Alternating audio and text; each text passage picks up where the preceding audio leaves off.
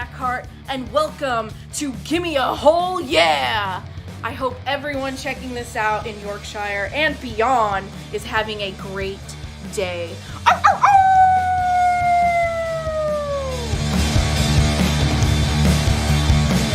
Hello, and a very warm welcome to the Gimme a Whole Yeah Wrestling Podcast. My name is Ant, and today I'm joined by... the AEW Dynamite to your WWE Superstars. It's Ollie. Oh, I mean, that was Shots fired straight away. Shots fired, dude. I mean, we can tell how this podcast is going to go.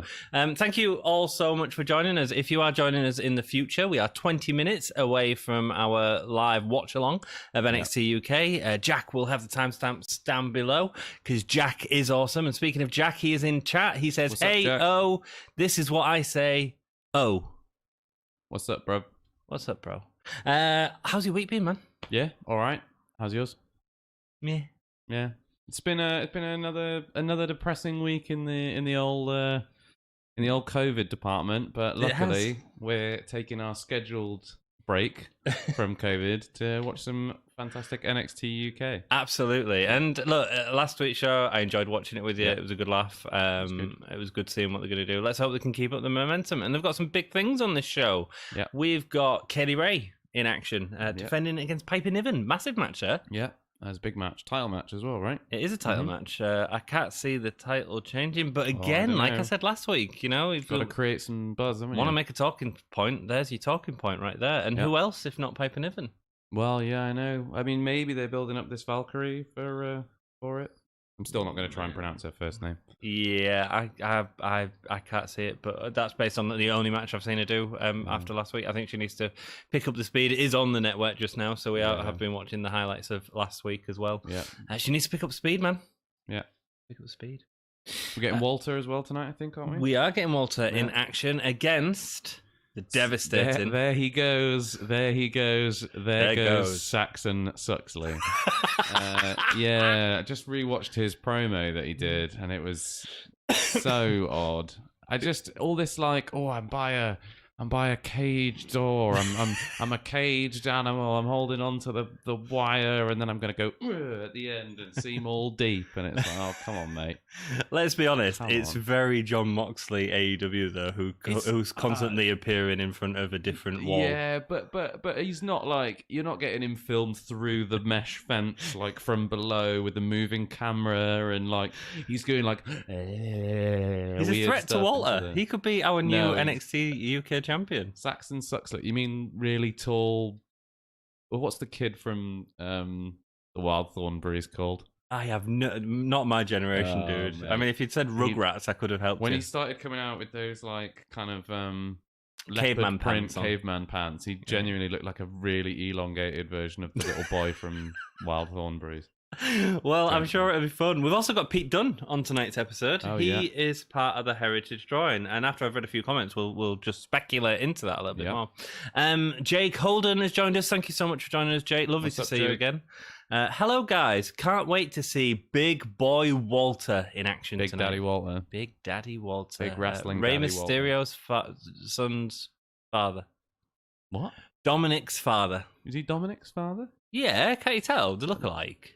No, yeah, I can kind of He see it. They've looks got a more similar like- face shape, don't they? If he was doing custody over Dominic and you had like Walter and Rey Mysterio, you would be seriously going, could be Walter's son. Also, I kind of feel like Walter and Dominic suit each other more as names than Rey Mysterio and Dominic. Do you know what I mean? Absolutely. Just like, Absolutely. like they're just not like alike, those two names, are they? Walter and Dominic. Bizarre. Nice little pairing. Bizarre. Nice Ray little and Dominic? Yeah, less so. cool. So yeah, we're looking forward to that. I think it'll be fun Yeah, to it'll see be good. Walter back in action and see some awesome chops. Yeah. Jack McMorrow says Iive. Iive. Oh, yeah. Iive Valkyrie. Iive. You'll have to keep reminding us though, mate. I just need to remember it's like Wally. Wally. Iive. Kid was Captain Caveman, and no, it wasn't. Yeah. Very cool. So what else was I going to talk about? Pete Dunne, Heritage Cup. I think he's entering the tournament. Do you think? Yeah. I feel like they wouldn't. I feel like they wouldn't say, "Oh, like special guest Pete Dunne to talk about the tournament" if he was then going to enter it, because then that kind of like gives away And maybe he might go like, oh, I'm here to kind of announce. Well, he's not in then... NXT UK, so that's maybe the way into. Yeah, maybe. It feels weird to have both him as a surprise entrant, but also the person that they've brought on as a special guest. I don't know. It just feels. I know like what you weird. mean. I agree with you. I think it's unlikely, but I mean, I'd love to see that. I want to see Pete Dunne wrestle on NXT. And I think, UK I think that I think it makes sense to have Pete Dunne in NXT UK right now, with him not being used in the American product at all at the minute, and no sort of scope of horizon for that on the future. To be perfectly honest, especially not with the way things are going here. Like the EPA in the Simpsons movie too. The EPA, IPA. I assume. Iive. Yeah, that is a thing. There we go. That's how we I remember can't remember it. where what that is a reference to in The Simpsons, but I remember the Iive. I can't remember the Simpsons movie, man. Something Mr. Burns says when he's like, when during the Alien episode where they all think he's an alien. Is it that? I can't remember. I can't remember. Tell us in the chat. Remind me in the chat what that's a reference from. Like which episode of The Simpsons. What a great show. Speaking of The Simpsons, we have Puff in AEW now. He was on AEW Dark this week. You know, the guy who was first brought out as the best man for Kip Sabian, the really big dude. Oh, yeah. He's a wrestler called Puff. Oh, okay. And part of his graphics is like big donuts, like like The Simpsons. Like The Simpsons. Oh, Very right. Simpsons donuts, yeah. It's quite an interesting wrestler to watch, actually. Like, unique body type, but he's like completely like jellified all over, and he's like he does all these little wiggles and stuff to go with it. It's quite fun, actually. I quite enjoyed it. So there is that. Cool. So how's everyone doing in chat? How are you doing, Jake? How are you doing, Jack? How's your week been so far? Are you suffering with the economy as much as we will be? Oh God. Anything else to talk about? What else have we got? We've got 15 minutes. I mean, we could talk about the fact that a bunch of people at AEW have been confirmed to have COVID, including Lance Archer. Yes. That's kind of crazy. Is there anyone else? I didn't see anyone else. Well, they've said that a lot of people have been confirmed positive, but they haven't said who yet. Okay, because I know Lance Archer confirmed it on his own Twitter. Yeah, Lance Archer did his own thing. And unlike WWE, he won't get in trouble for doing that. Yeah, exactly. It's mad, isn't it? Yeah. Mad. I mean, I think it was obvious when the main event of last night changed. I haven't seen the episode yet, because I was still catching up on the Tuesday special they did, but I will watch it all at some point over the next. Do you know what the main event is? Yeah, Moxley versus Eddie Kingston. Eddie Kingston, that's it. I was going to say Eddie Dennis then. That'll be a Daddy Longlegs match. That'll be a very different match. Yeah, man. I mean, clever booking by them, though, to sort of put that story that's already going on straight into there and sort of fill it out and give us something to watch. And Eddie Kingston's great. And he's the kind of right kind of opponent for Moxley, because they're both kind of brawlers and they're both a bit brutal, and they can both, work a pretty hard hitting match. So watch it and let me know if you think that. Interesting to see if that's how it's I'm the same, but then I watched Eddie Kingston on Dark the night before, Yeah. and the heat in Florida at the minute is unreal, and that's part of the reason for the Siddle incident and stuff like that. And I watched him on Dark, and I wasn't impressed. He was gassed. Like, he hadn't got the body type for it, I don't think. Right. And yeah, so the main event is... I thought John Moxley did a really good job of making the match fast-paced. Right, okay. Is what I thought, which tells you about the match. Everything that you need to know about that. Yeah. Because Eddie Kingston can really cut a promo. Absolutely. Really cut a but promo. He put on a wonderful match against Cody as well. Yeah, that was a great match. Just a clash of styles, man. They're both quite brawly, and I don't think it makes for a wonderful match, unless you've really got a lot of heat going into it, and they haven't, because they had to do it quickly at the last minute kind of thing. Puff has serious potential, says Jake. Yes, he does, Jake. I really enjoyed him. I thought he's really funny. Environmental Protection Agency said by Grandpa. That episode was Springfield Files, starring David Duchovny and Gillian Anderson. Yeah, I remember the one. He's the one where he like has the visions and stuff or something, doesn't he? He has like dreams, and then he thinks that he's seen. Yeah, and I think he rolls around in like the church aisle as well. Okay, I feel like that happens. I can't. Oh man, The Simpsons all blurs into one for me. I used to watch it years ago. I mean, I haven't seen it in years, to be perfectly honest. Apes to the left of me, apes to the right.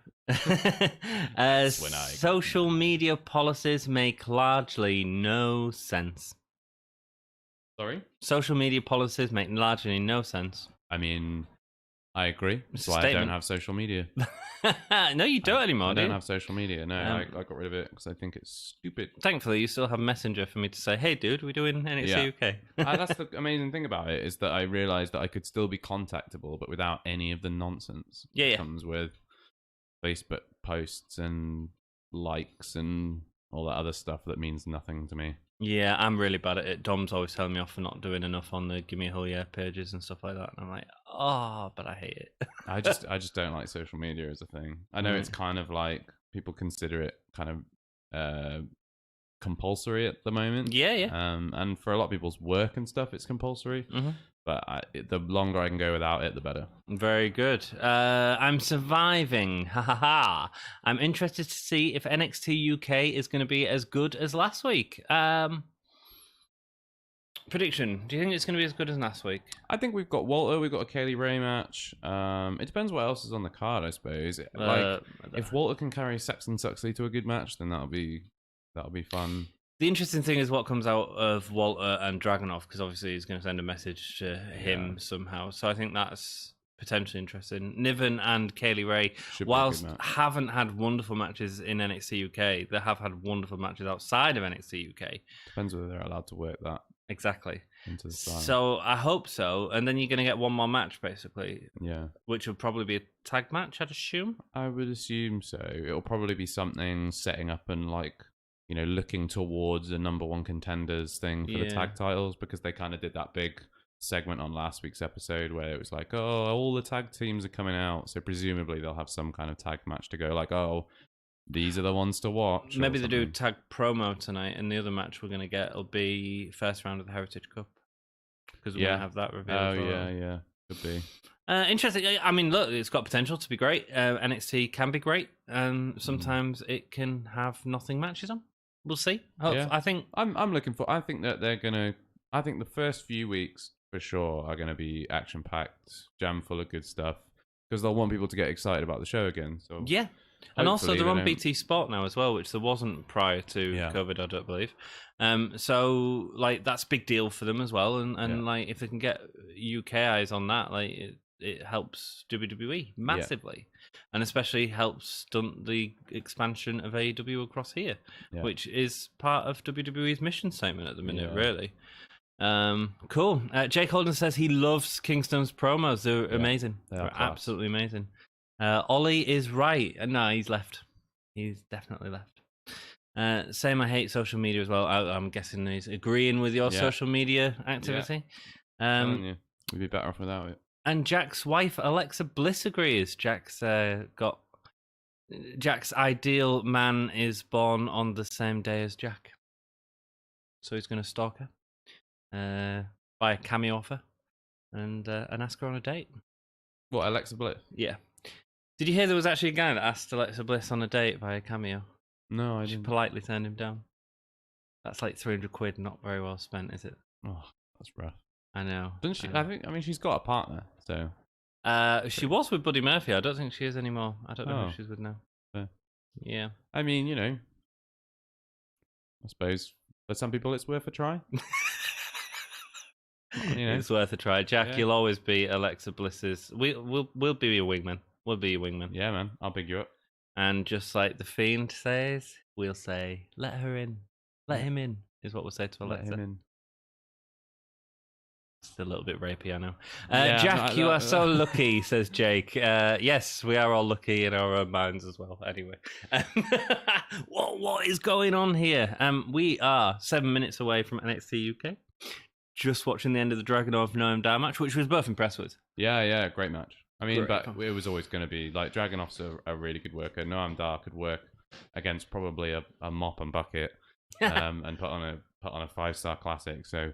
Both of these guys are great. I wonder how American audiences see Noam Dar. Has he sort of gone out of the minds now with him being on NXT UK for such a long time? Well, he was kind of like, because he's mates with Finn Balor, isn't he? Yes. So I think like I remember when Finn Balor was kind of making the move from NXT to the main roster. I remember him and Noam Dar like having kind of promos and stuff. Maybe not actual like promos, but like there was like videos of them down at the beach and stuff. Oh, fab. Yeah, it was a bit random. But I feel like Noam Dar, like anywhere out like near the main roster or even on 205 Live, has never really been kind of treated as the elite level superstar that he is on NXT UK. I when agree. he shows up on NXT UK, he's treated like a big deal. But I don't feel like he's treated as a big deal anywhere else. But out of all the 205 Live guys from that sort of initial first wave, like he was on Raw in a storyline with Alicia Fox that was actually relatively funny. Yeah. Because she said it in a way that sounded like something else. Did you know she's in the Battlegrounds game? No. Alicia Fox is in the Battlegrounds game. That's weird. I know, considering she was released in the company a year ago. Yeah, that is really bizarre. Have you played Battlegrounds? Have you seen any gameplay? No, I haven't. Any good? I don't know. I haven't played it myself. No. I'm just like, I would have been happy with a 2K game had they just fixed it. That would have been great. I didn't. The Battlegrounds thing, like, it just feels. It feels really out of place for a wrestling game. I don't know. I can't think of a wrestling game that I've enjoyed that's been like that kind of style. Did you not enjoy All Stars? No, I quite enjoyed All Stars. I was more of a kind of like SmackDown Simulation. 2, just bring it. Like, Here Comes the Pain. Here Comes the Pain. Those kind of games where like it was arcadey, yeah, but it wasn't like, oh, all of these guys are, they look like Stretch Armstrong. Here's a superpower. And they can, flip up in the air and do 6 million barrel rolls. I don't know. And Here Come the Pain, especially when you go back and look at it, was very over the top. But not to that extent. You've seen a stunner being delivered on that, or a DDT where they don't fly through the air, up into the air, fly up, punch him in the air, sort of do Matrix vision camera going around him. No, it's much more grounded in reality. Yeah. I mean, I've seen a lot of people play it, and it looks like All Stars Light to me is my issue with it. Right. It doesn't seem as sort of in depth as All Stars, which just it looks like a button masher, and I just ain't got time for a button masher right now. Her partner's me, says Jack. Jack says, 2 Americans. I can't think Diego Maradona look exactly translates. He's like Maradona with his hair. Yeah. The very, very Maradona. Very Maradona haircut. Yes, it is. I've heard it's All Stars but rubbish and does not have here HIAC, Hell in a Cell or War Games. War Games. No Hell in a Cell is a real shame. Yeah, even the cage match is like, it's like collect all the money points before you get out. Wait, what? There's like money bags and you've got to collect them before you can actually skip the cell. Because there's so much money in a normal cage match? I don't know. That is so bizarre. It is bizarre. Do you know what I mean? Like, bizarre. It's just, why overcomplicate it? Yeah. Why like, just bring out WWE. No, they shouldn't have brought it out. Just bring it. Well, look, Playgrounds. Like, that's what I want. Remastered, just bring it. What they should have done is paid Scott J, who we did an interview with on the channel, just pay him to do one of his definitive edition mods that he's brought out and just brought that out. But hey ho, they didn't. The Playgrounds hasn't affected 2K schedule. It was always in the books. It's been developed for the last 2 years anyway. Because it takes longer than a year to develop a game. And 2K needed a break. It absolutely needed a break. So I'm pleased that we haven't got a game this year. Yeah. And I might be excited for it next year. I hope they've spent 2 years rebuilding it from the ground up. Because it was just a broken mess for the longest time, right? It's just been.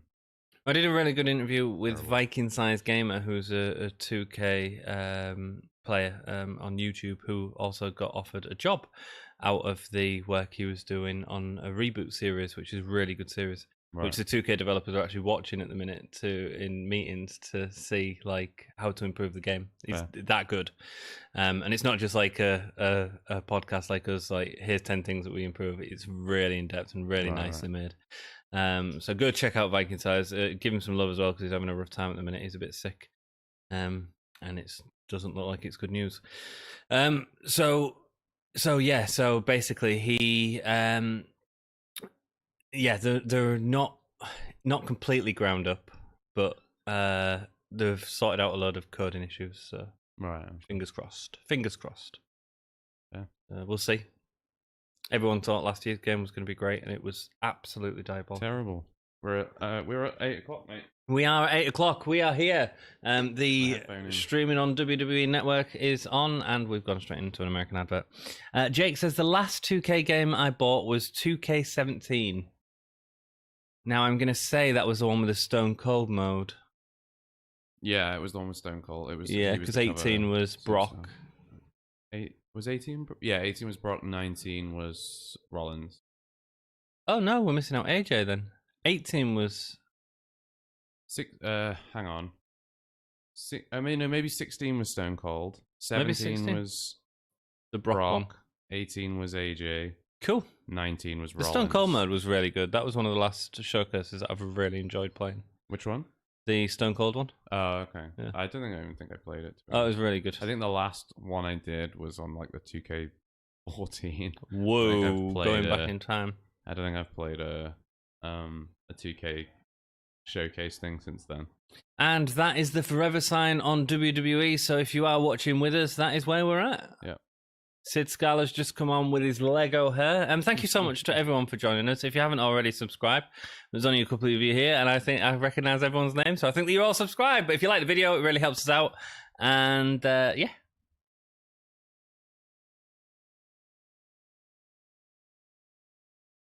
The Rock has always sold the Sunner like he'd been shot out of a cannon while being a ballerina, says Jack. Yeah, I love the way Rock sells a good sell. Sells a Stone Cold Stunner. He was in the news this week saying about the Rock and Roman match just makes sense. What, Rock versus Roman? Yeah, that'd be good. I'd be up for that. So long as it's not 3 times over 3 WrestleMania main events. It'll be fine. I don't think it will be. It will be one main event though. What? Yeah, it can't not be a main event. Oh yeah. Yeah, Brock. I think. Yeah, cool, Jake. Probably was Brock. Just trying to work it out in our own heads. Could they still afford The Rock? Could what? Sorry? Could they still afford The Rock? Yeah, because he loves it. He wants to do it, doesn't he? It's just, girls, you've been really vocal tonight. If you can hear some squeaking, it's my girls. Pete Dunne is obviously on screen tonight. This will be cool. Yeah. It feels like we're getting a lot in this episode. Yeah. Is it 2 hours? No, it's 1 hour. 1 hour. Wow. Maybe it'll just be like Pete Dunne segment, a couple of like little short bits, and 2 long matches. Yeah, maybe. Yeah, maybe. I could see that. I want Kaylee Ray to have a good match because I still am not sold on her as a champion. No. Not yet. Jack says he loved the Austin mode. It was great. It was Attitude Era mode, especially because at the time WWE couldn't use the WWF. Eat was the Attitude Era mode. Don't know what you mean, dude. Scratch logo, and so Attitude Era was not otherwise used. Okay, cool. Cool. I like the new NXT UK intro. I preferred the old one. The rappy stuff. Whatever you do. Sid Scala's backstage. Joseph Connors. So this is the... These are all the guys in the tournament. Yeah, man. Connor's got a new coat that looks like it's not from a charity shop. Yeah.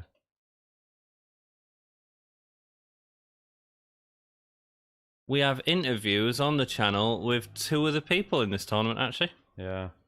Joseph Connors and Kid. Kid. Interesting. Who's winning the tournament out of those guys, do you think? How what, sorry? Who's winning the tournament out of those guys?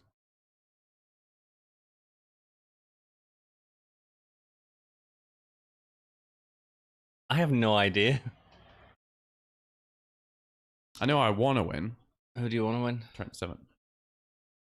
I don't think Seven needs it though, does he? I don't. Yeah, he doesn't need it, but that's just who I want to win. Yeah, because I just think he's great. Good matches all the way. I want to see him do face most of those guys. Do you know what I mean along the way? So, that'd be good. Yeah, you're right. There isn't really a. Maybe if Eddie Dennis was in there, I'd be saying Eddie Dennis would be a good one to give it to. Walter. And we're starting off with Walter. Yeah. Versus Saxon Suxley. Alex Smith has joined us. Welcome, Alex. Pete Dunne, is he wrestling? No, apparently not. He's just a special guest. Yeah. I'm hoping he's going to unveil the mystery opponent. Perhaps it's him. Perhaps it's not. But there's one man missing out of the Heritage Cup. Yeah. Alfie Big Mac has joined us. Hey, what's up, dude? What's up? What's up? Walter's on screen. He is. That music rocks. Half a year that changed the world forever. I mean, I don't know if that's not Walter or COVID. That's the first time WWE's ever mentioned COVID. Yeah. Apart from on Friday's SmackDown, there was 2 references to COVID. Lacey Evans used hand sanitizer in Nikki Cross's mouth during her match, and Shinsuke Nakamura was wearing a mask. Big Daddy Walter is here kicking the show off. Indeed he is. Big Daddy Walter. Referencing the Survivor Series match. I don't know if that's a good idea. It wasn't that impressive, was it? No, he was first out, wasn't he? Mm-hmm. And well, the crowd would be my worry if he ever went up to the main roster, is he would just be another big guy. Yeah. Do you know what I mean? Yeah. Whereas here, he's got special. He's special. There's so much to him. So special. Oh my god. Saxon Suxley. I appreciate a bearded dude that looks like Jesus. Yeah, but he's. I don't know what it is about it. I think, sometimes when guys move around the ring, or when they move in general, their body language, you see he just threw Walter off. Yeah, I know what's going on. You see somebody running around with all this energy, and for some people it really works, and for some people it just doesn't. I know what you mean. It's not far enough to work, but then it just looks a bit bizarre. It's a hard body type to work with, though. Same with Eddie Dennis. It's a really difficult body type to get right. I think kind of lanky. Yeah. Yeah. Although he's not in bad shape or anything. No. He's he looks like a big powerful dude, but it just, I don't know, he's just all gangly, wibbly wobbly and gangly, and it's just not working for him. It's just shouting and stuff. Jack says, does the last 6 months count in NXT UK reigns? I think it does. Yeah. I think, the history books see it as date to date, so. And Kaylee Ray last week was making a comment I'm the longest reigning women's champion, which is, on reflection, is quite a good heel move to be I've not lost a match for 6 months. Yeah. You haven't wrestled for 6 months. Maybe the way they go forward with this is to turn Walter face and start having him have face matches against heels. You think? Maybe. I mean, he's over anyway. It's not going to take a lot to turn him face, is it, to be perfectly honest? I mean, that is ridiculous. Because he's running out of people, do you know what I mean? Yeah, I know what you mean. But who then would you put against him as a heel? Again, I think you've got the problem of a credible challenger. I suppose with heels, they can always cheat. But, but he's also supposed to be backed up by Imperium. It kind of... Yeah. You think Yeah. But maybe Imperium's not going to be a thing. I mean, we've only got Wolf and Walter at the minute. Well, the other 2 guys from Imperium showed up on the video screen, didn't they? Yeah, and they're on NXT, so I guess they're still keeping them there as a presence in NXT UK because they showed up and they made a kind of point about going, oh look, and these 2 guys, although they're not here right now, they are still clearly part of it, watching. Saxon Huxley is having a way competitive match with Walter than I expected. Yeah. Does the heard what Stephanie McMahon has done? No, I haven't, Alfie. Sold a bunch of shares in WWE, I think. Oh, has she? Yeah. Oh, that's big. I think like $2 million worth or something like that. I think it was. Don't quote me on that. It was Okay. something like that. I'm sure that. That maybe is not as big as I expected. 2 million isn't that much in terms of the shares. In terms of WWE, probably not. It might be more. If it's, I might be pulling that number out my bum. If you know the number, Alfie, do let us know in chat, mate. Jack says Vince used hand sanitizer at Money in the Bank. That was when no one could afford to buy it, so he naturally could. Yeah, and was showing off with it. I remember that. Money in the Bank was dreadful. Jack says, what's she done? Endorsed Trump, I bet. Nope. Did you see that kick? Did I see it? Yeah. It was nasty. Right sound to it as well. Yeah.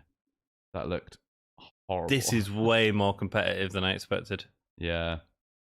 But fair enough, cool. Yeah, I mean, if you're gonna, I don't mind that. Like, if you're gonna give a new lease of life to someone, do it after a 6-month hiatus. Because, absolutely. You know, you could make the argument that a lot had changed in that time, couldn't you? So, yeah. Oh. Let's show that what Walter can still do. Yeah. Yeah. Although I think that might be the end of powerbomb to the. There he's gone. There he goes. Now he's gone. There's gone. Saxon. Rest in peace. Rip in peace. Alfie says it was 43 or 42% of her shares that she sold. Oh, right. Wow. That's a lot. That is a lot of her shares. That's a lot. I don't know where I got $2 million from. I apologize for that. But yeah, she sold That's all right. a bunch of shares. The family have sold shares a lot recently. Yeah, that's not good for them, is it? Well, there was some. I don't know if it ever came to anything, but there was some rumors a few months ago that they were looking at selling WWE. So that Vince was going to sell up. Yeah, I remember that rumor. Something about Disney or something. I don't remember anything about Disney, but I do remember there being rumors that they were selling up. So, well, Disney's buying everyone at the minute. Well, yeah. Star Wars franchise and the Marvel universe, obviously. Yeah.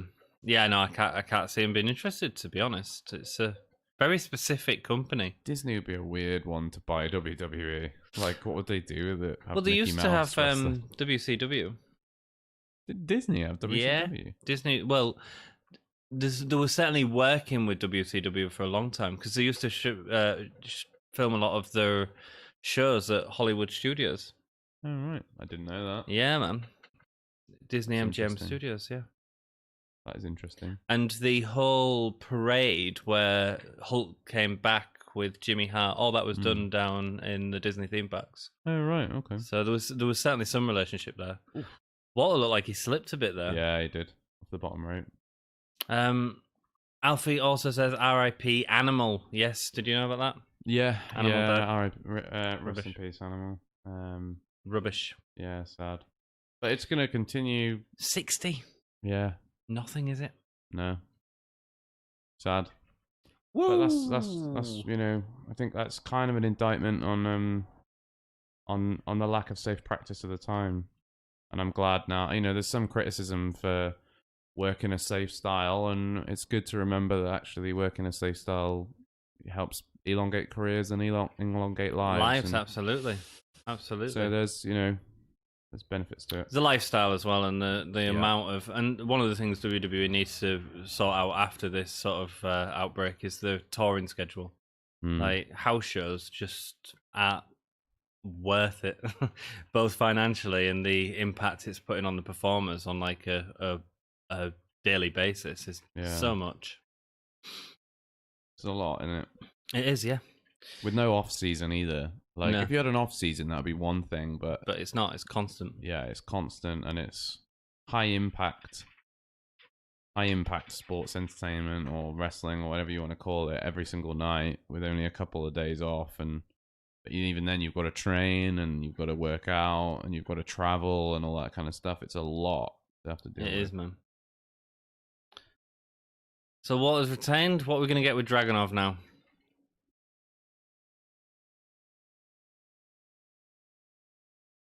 I can't hear what he's saying, but I appreciate that he doesn't have a mic and he's just talking. I think he's talking to Ilya. I made out Ilya. That was it. Yeah, man. That's cool. So that's going to be the main event then, the women's match, I'd assume. Oops. Oh, no. Need to go get my iPad. Be back.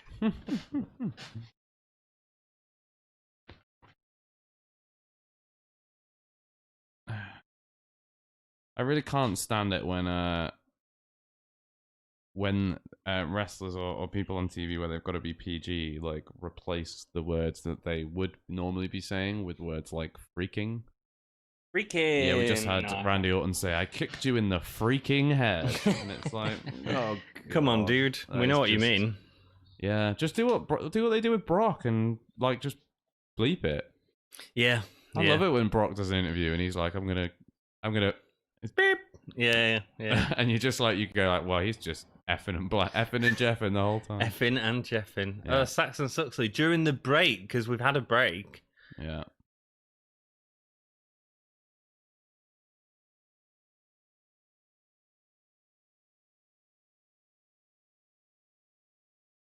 Next time, who was that? That was weird. That was Jack Stars. Oh, was it? Oh, Yeah. Jack Stars. Oh, he needs to trim his beard and his hair. It's looking a bit I unkempt. couldn't possibly comment. Cool. Let's get to your comments. To be frank, Hair and Triple H were at Trump's inaugural, but almost everybody boycotted it. There we go. WCW tapes were at Disney. Yes, there were. That brilliant episode that we did a watch along of, the one with the outsiders coming in and destroying everyone, was at WCW. Was it Disney? Excuse me. Solid match. Yeah, it was a solid match, actually. And to be honest, Suxley did a decent job of doing what he needed to do. I might have to start calling him Saxon Not So Suxley. Saxon Not So Suxley after this. Yeah, no, it was decent, Jake. I agree. WWE makes so much of house shows.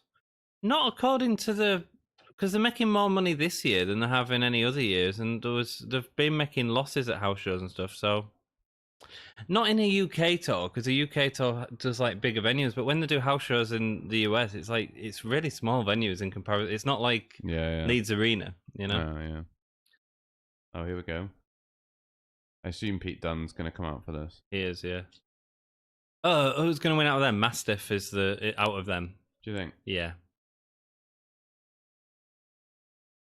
Oh, COVID's aged Flash Morgan Webster as well.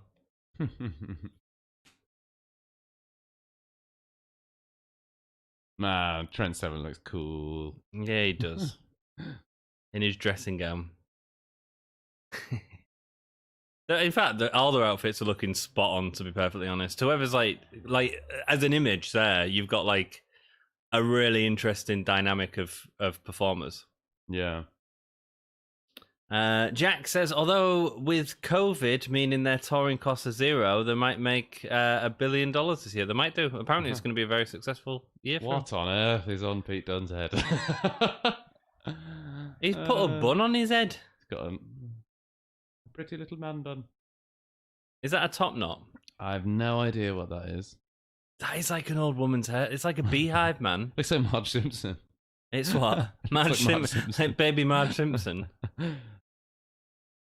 I mean, I'd never say it to his face. Man, he's not that tall, actually. Uh-huh.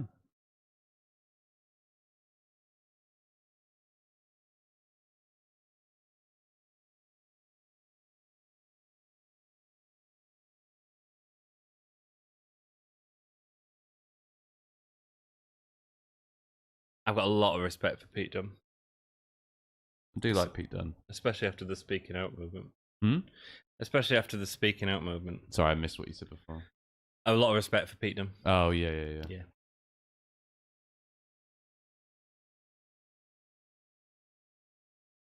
Looks like he's got kidney failure, though. He's like bright yellow. That is the worst fake tan I've ever seen. Yeah. So Mastiff is winning that match. Oh, wow. What are we doing? Are we getting the full draw here? It seems that way. One would assume so. They're not going to do this every week, but that's. I mean, Dave Mastiff's no longer undefeated, though, is he? So, I mean, no, he's not. But he's still. He's not losing to Connors. No, probably not.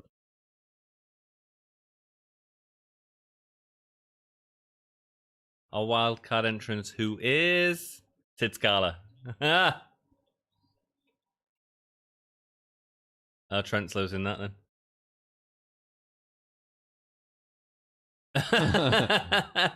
He's shaking no one's hand.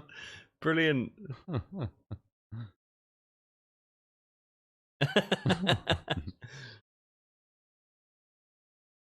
Top knot, so it's for heat.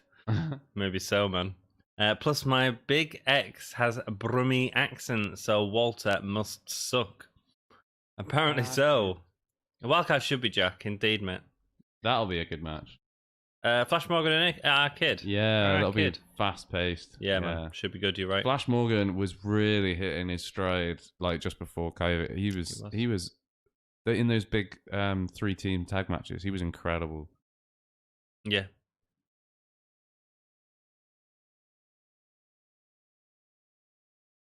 Oh, that's a bizarre match. Oh, but they set it up last week. Yeah, they did. Yeah. Oh, and he proper twatted Pete Dunne then.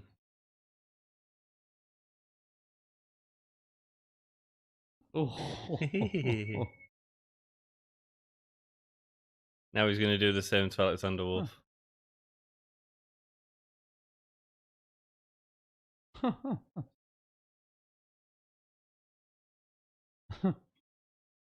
That was a weird segment. It was a weird segment. That was really weird.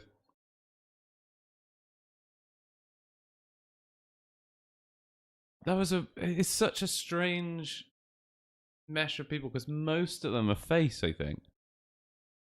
Noam Dar, Joseph Wolf Connors, and Wolf are heels, which means that I assume that the fourth person must be a heel. Because they're going against Trent Seven. But let's not forget, we've got Noam Dar and Wolf in a match who are both heels. Both, yeah. So who are the two faces that are off? Mastiff is against him. Who's our kid against? Our kid and Flash Morgan Webster. Morgan Webster, yeah. Weird, isn't it? Interesting. Who's the Danny blue Luna? hair? Is it Danny Luna? I don't know. That looks like Danny Luna. There we go. Yeah. That's interesting that they put those three together. I think, like, getting a little bit of faction stuff in the women's division could be interesting. Particularly with people like Danny Luna and Zaya, who don't normally get, like, a look in. No. If they're kind of partnered up with some of the bigger names like Piper Niven or could be cool. Then yeah, could just give them something to do, get them in segments and get them over kind of naturally that way. So we on our Facebook shared a clip from that Untold the Champ is Here thing, and the producer asked John Cena about the spinny belt, and because he really liked it, and whose idea was it? And John Cena replied, "So you're the one that liked that spinny belt." He don't care anymore, does he? No. Do you know what I mean? But he's got, like, John's done everything now, isn't he? He doesn't need to, like, play. He doesn't need to toe the company line quite so much anymore. And I think actually there's something really charming about, like, pulling the curtain back on. Absolutely. Because, you know, he will have had to have been doing hustle, loyalty, and respect for the sake of t-shirt sales for years and years and years and years and years. And now that he's, you know, gone off to Hollywood and done the whole Rock thing, the Dwayne Johnson effect, you know, he can let loose a bit more. And actually, like, you know, he's a really, like, charming dude. He is, and he is a good guy, and he does everything he's supposed to do, and he is really good at doing the Make-A-Wish stuff, and, like, absolutely, man. He's very easy to hate in a wrestling context, but outside of that, I find it very difficult. Yeah. So we're getting the Hunt versus Pretty Deadly. That is, if we were playing TEW, I'd be penalised here, and it would say, you put out a match that nobody cared about. Yeah. All the teams you put out 2 teams that nobody cared about. I mean, the Hunt are wonderful at putting people over.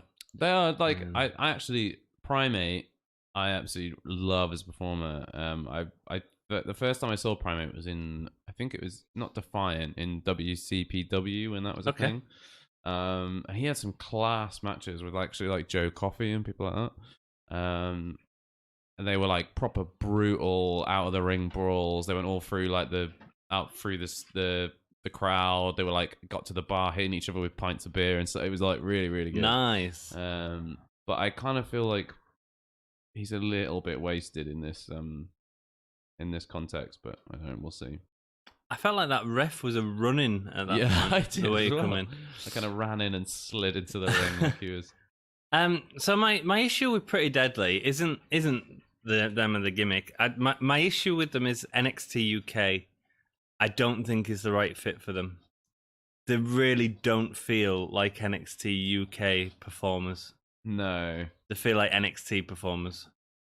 I mean, I kind of there's something really like throwback about their gimmick, right? I kind of love the problem is that they don't have any of the kind of like, because that's like Shawn Michaels, right? Shawn Michaels' whole, or like maybe more recently a better comparison, someone like Tyler Breeze, right? Yeah. Is that you've got that kind of like, oh, I'm a pretty boy, but I'm also like, you know, both of those guys had, I'm a pretty boy, but I'm great in the ring. Yeah. I'll like, you know, your girlfriend will want to be with me, and I'll also kick your face off. Absolutely, kind of like that kind of thing. Yeah. The problem with Pretty Deadly is that they, you know, they've got the look for sure. They both look great, but they don't have any of the kind of like charisma, or that I really want to hate these guys. I kind of because they're so gimmicky and old school and kind of putsy and ridiculous. It just becomes a bit bland. Well, I kind of want to like them more than I want to hate them. Do you know what I mean? I kind of want to be like, oh, these two chumps,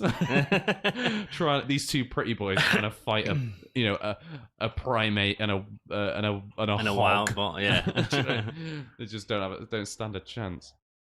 I mean, I get that the reason they're there is to be that, to be hated for not fitting in, but actually I don't think that's the right tact. See, I kind of like him. Like, that was really great. He like hipped up out of the thing and was like, yes, mate, I'm gonna show off. Yes, boy. Yeah. I kind of like it. Jack says the wild card should have been him. It should have been, man. Yeah. British trained, kind of. Yeah, Jack was trained by Jimmy Havoc. Jack says the finger break of doom. That's what they're called, Pete Dunne's moves. The finger break of doom. Yeah. Better than the finger poke of doom. Yeah. I've broken bones, but not my fingers, oddly. I've broken 2 of my fingers. You have broken any fingers? Not my fingers. I've broken an arm. But I was very young when I did that.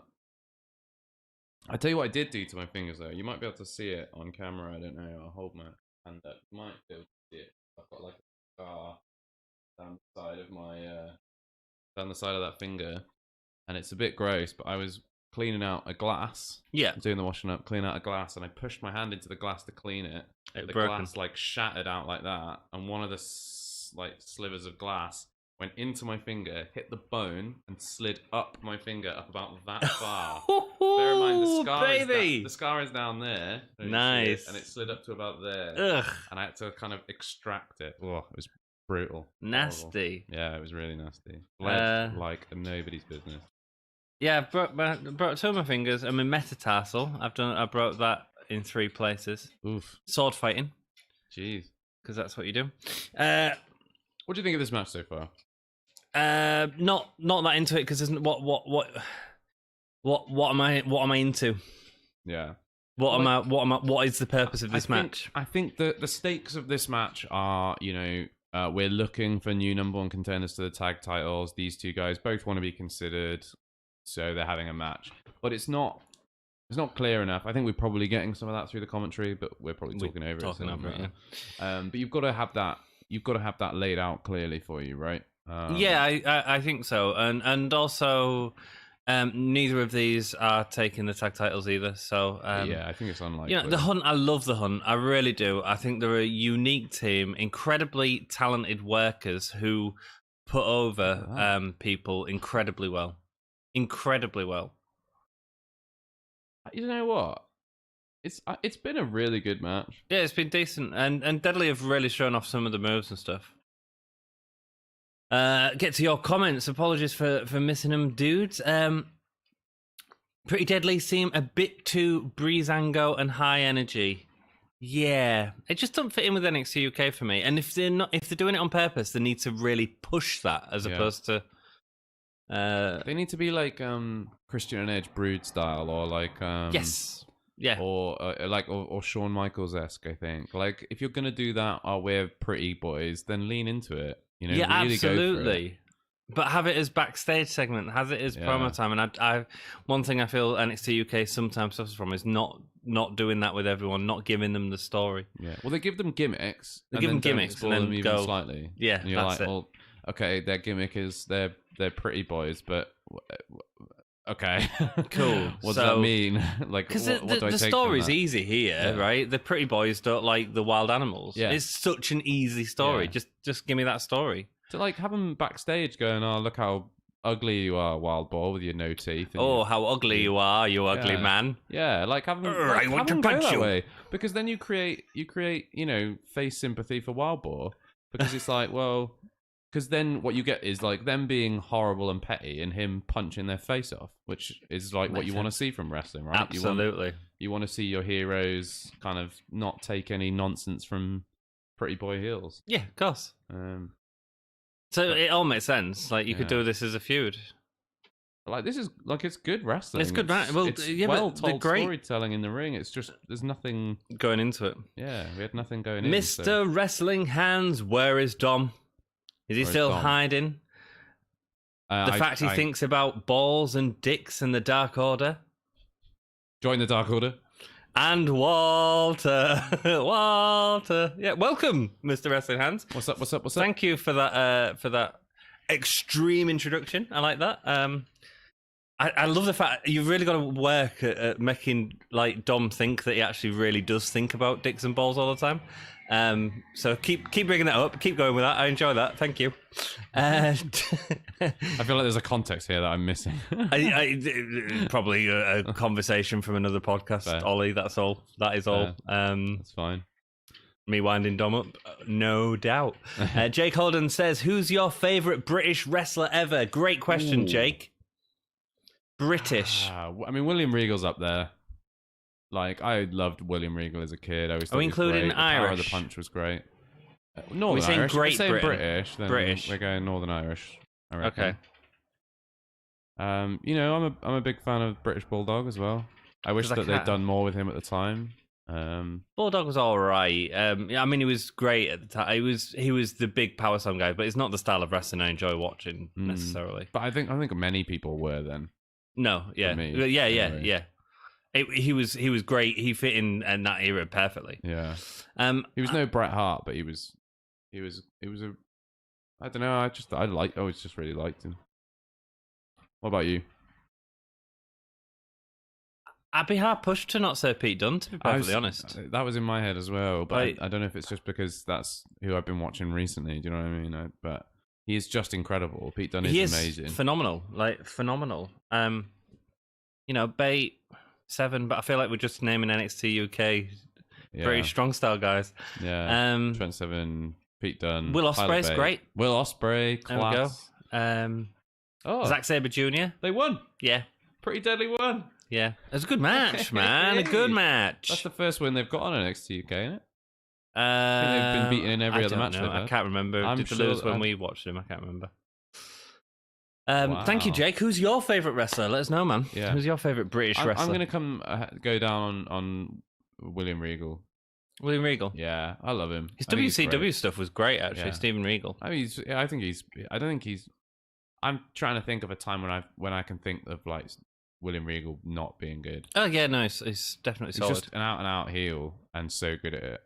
But I wouldn't say he was as good as Dunne or something like that. But it's moved on so much since 20 years ago, you know. Yeah, I suppose, and Dunne's got a lot of time to keep on proving himself. So Tyler Bate has got to be up there as well. I mean, exactly, yeah. I mean, look at the matches that we've seen from him, you know. Yeah.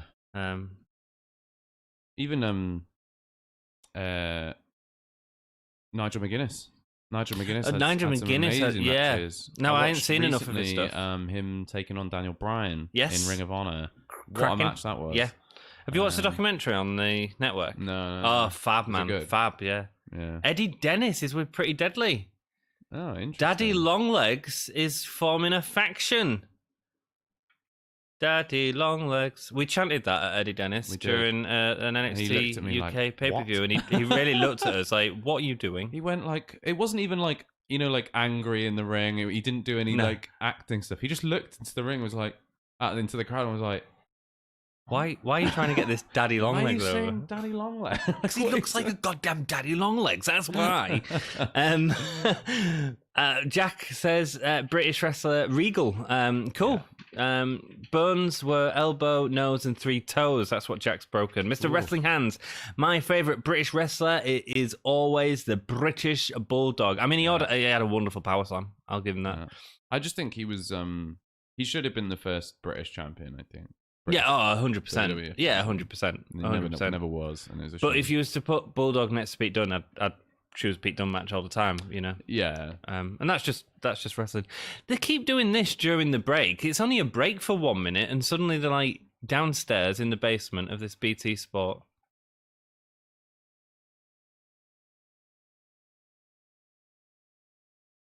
Mark Andrews, another great British wrestler.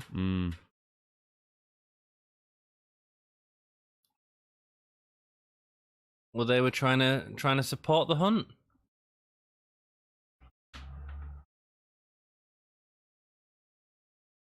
Oh, he's going to be special guest referee.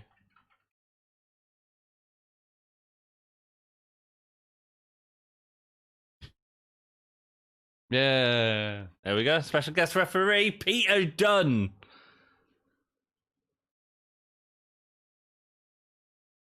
I love Pete Dunne. He's great. I love that to get his attention, he punched him in the chest. He went like, I'll ref it. That's all he said. Yeah. Pete Dunne is great for like the you talk too much. Yeah, absolutely. I love it. Absolutely. Oh, he needs to get rid of that. Already got a graphic for it.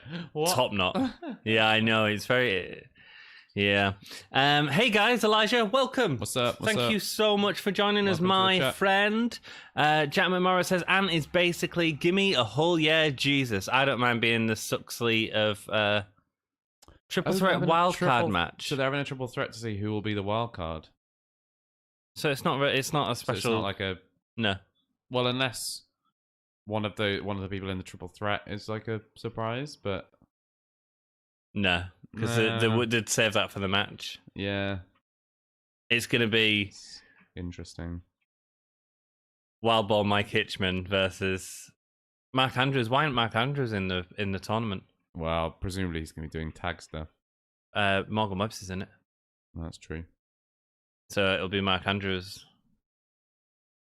Ta-da! Maybe. Exciting surprise. That's even worse than it being Pete Dunne, isn't it? Yeah. I mean, it'll make for good matches, but yeah, absolutely. Jake says Regal as well. A lot of love for Regal in here. He's amazing. Yeah, cool. I suppose I wasn't watching it enough, but at the time, I liked his WCW stuff as well as Steven Regal. Dynamite Kid. Dynamite Kid was another very talented.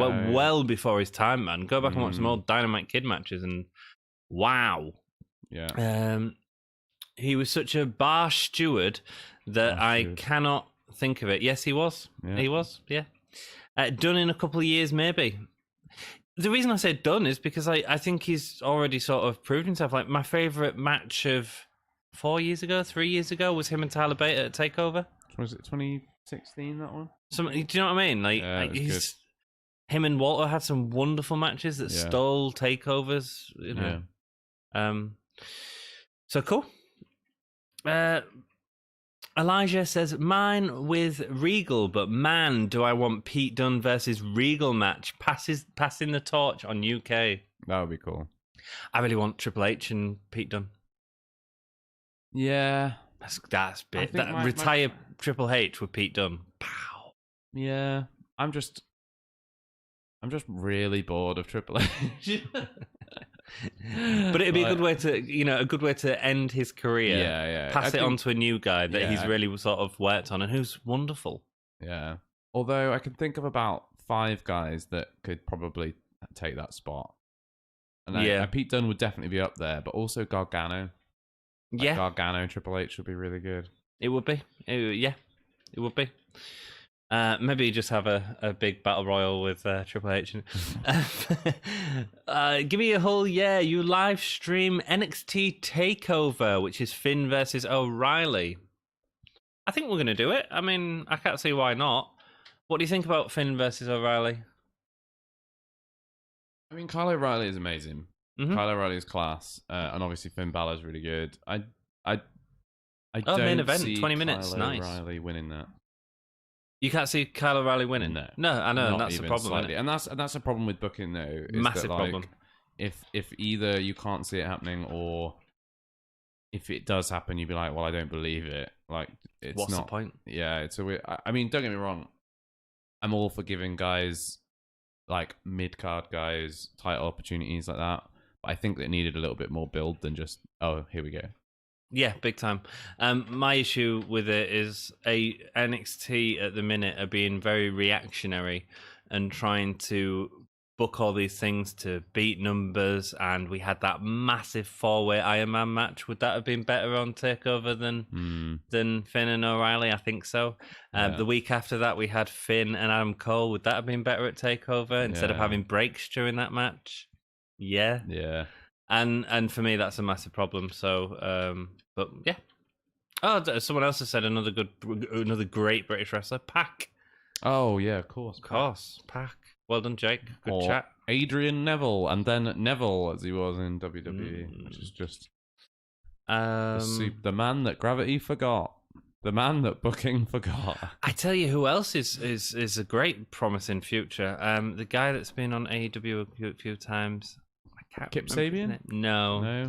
He's been on Dark twice, and he was on the Tuesday night against Scorpio Sky. I know exactly who you mean Ben Carter. Yeah, he's got potential, man. All three of his matches. Ricky Starks on him. Brilliant. What's happened to Ashton Smith? He was he's tag teaming with he was there last week. He showed up with his tag partner when Gallus were doing their like ring address. Right. Okay. Cool. I can't remember what the guy's name is. He debuted like a few weeks before the whole tapings, and like lost his first couple of matches. I can't remember his name. I can't remember his name. We had this conversation last week. Yeah, we did. Sorry, we have got Kaylee Ray and Piper Niven. Starting off fine. Yeah, we've got 20 minutes to have the match. I mean, good for them. They've been given time, which is good. Absolutely. All that happened in a break. Very bullseye. Yeah, man, it is. It's a bit quick for me, but I at least they're telling stories backstage, so I'm fine with that. Yeah. Elijah Washington and your friend. Our friend is Ollie. Ollie, good question. What do you prefer the most, technical wrestling or high-flying wrestling?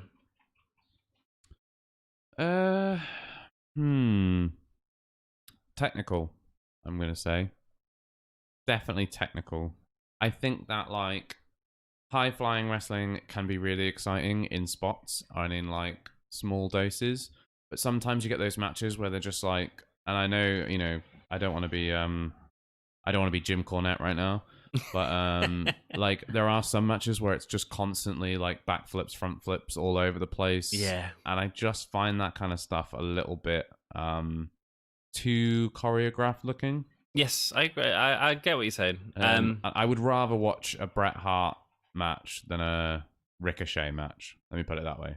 Oh, would you? Not that Ricochet's not technical, but it depends. For me, like I find if you're going high fly technical, I'd go technical because I don't think we get many high flying matches.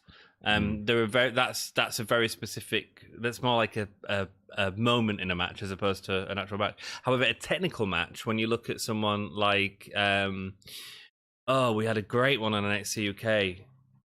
It was He's gone now. Do you mean the Jack Gallagher versus Gallagher Tyler Bate one, which was like nothing but like mat wrestling, technical wrestling, yeah. Whereas I don't think we really get that on a high flying thing. I don't think we get 10 minutes of high flying. There's got to be something else in a match, and every wrestling match has to incorporate it. But with technical, you can have a 10-minute technical match. Yeah. And actually, there's times where I really enjoy watching that, and I find it quite unique. So I find it much harder to answer the question: would I rather watch a brawl or a technical match? I'd find that a much harder question. Depends on the story and all sorts. Well, man. yeah, but Brawls only work with assuming story. that the stories are both of equal kind of like merit.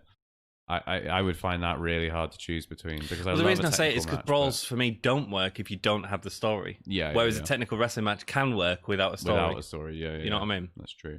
I think technical is like if you can work a technical match, you can tell a good story in ring, even if you haven't gone into that match with a good story behind it. Yeah. Because you can make it about working an elbow, and when you take something and you make it about working an elbow or working a weak point, and you go through lots of technical spots, and you sell that idea to an audience. It's a story that's easier to tell in the ring. It's self-contained. Yeah. But there's not really much of a story in getting up on the top rope and jumping off over and over again. Yeah. Great question, Elijah. Yeah, Hope really you enjoyed question. our little breakdown of our opinions. This has been a good match so far, man. Yeah. Again, very technical. Lots of working over Piper Niven's leg at the minute from Kaylee Ray.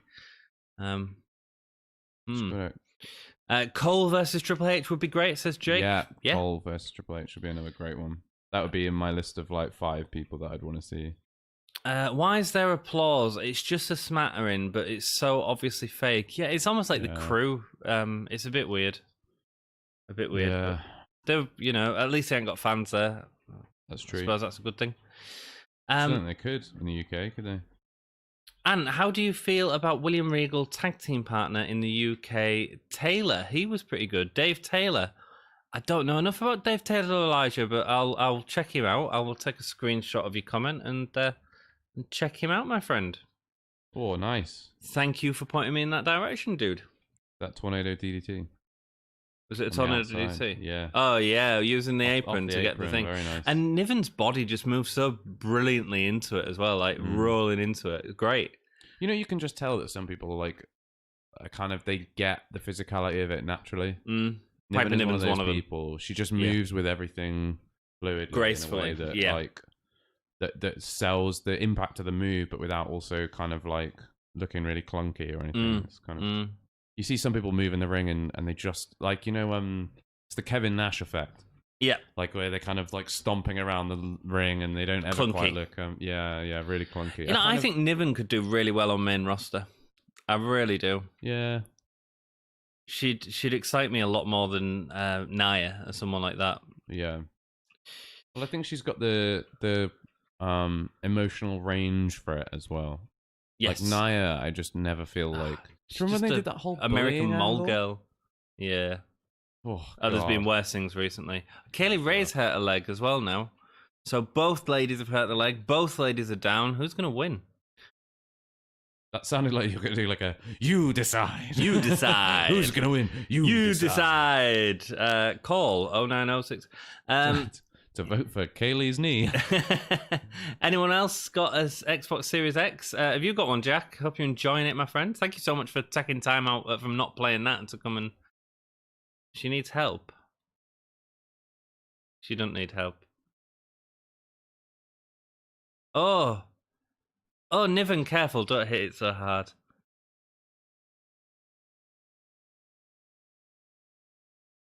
They're not really. No, it's a big work. 13 minutes left, so. But Ray's done this before, not to this degree. This is like Noam Dar selling after he come back from his injury and he was selling his leg. For ages and ages. Yeah. Now that she's like sat in the corner, she'll like run over. Absolutely, yeah. Give her a knee in the face. I don't know. And the other thing is, Kaylee Ray and Piper Niven can have a really good match because they speak the same language.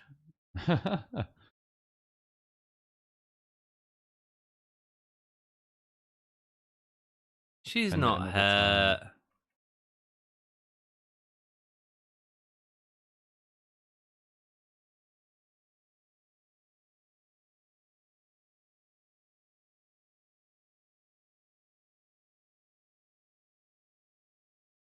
This is really awkward. Yeah, Niven's selling was really good though. Like this weird emotion, like. Get back in the ring, Niven. Pin her. Yeah. Well, but the problem is the ref can make the decision to stop the match. He's not making the decision to stop the match. He's like, well, I guess we just got to carry on then. Like, we give the ladies 20 minutes to do something awesome, and these two women can really go, and I've seen brilliant matches from both of them. And we have this weird referee stop match call halfway through the match. Yeah. No need for it. We didn't need it. Just give me some. This is making Kaylee Ray look really stupid. Yeah. Like, if she was doing it as a ploy, then fine. But apparently she is actually injured, and then got caught up by saying, "Oh no, it's my title, and you'll never take it off me," and then slapping her opponent, who's only gonna then get more angry. Like, why would if you're legitimately injured? Why would you let your pride get? Oh god. Cool. Yeah. Ben Carter, yes, it was. Thank you, Jake. And Ben Carter was trained by Seth Rollins. No wonder he's that good. He reminds me of a young Brian Kendrick during that Paul and Kendrick tag team. Yeah, great shout, mate. He is. He could be the Will Ospreay of AEW, honestly. He's very good. Because Elijah says you want to talk about the best wrestler in the right now, Will Ospreay. Yeah, he's great. Really good. God, the screams must mean next door think I'm watching porn, says Jack. I've got headphones in for that. I like a mix, but technically if I had to choose, cool, Jake. Don't worry, Jim couldn't adapt, so his head exploded. Elijah says, don't get me wrong, Adam Cole is talented, but I prefer watching a Killer Cross match or a Cesaro match or Timothy Thatcher match. But all the high-flying guys is talented, I remember as a kid. Yeah. I think what we prefer as children changes as we move on anyway. Yeah. If we stay with wrestling that long.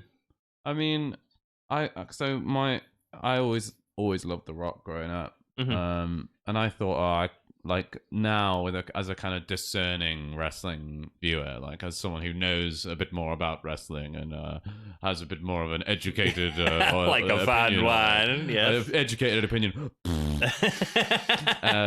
I thought kind of that I might go back and watch Rock matches and be like, oh, this is trash. But you know what? Still my favorite match probably ever is WrestleMania 19, Stone Cold versus The Rock.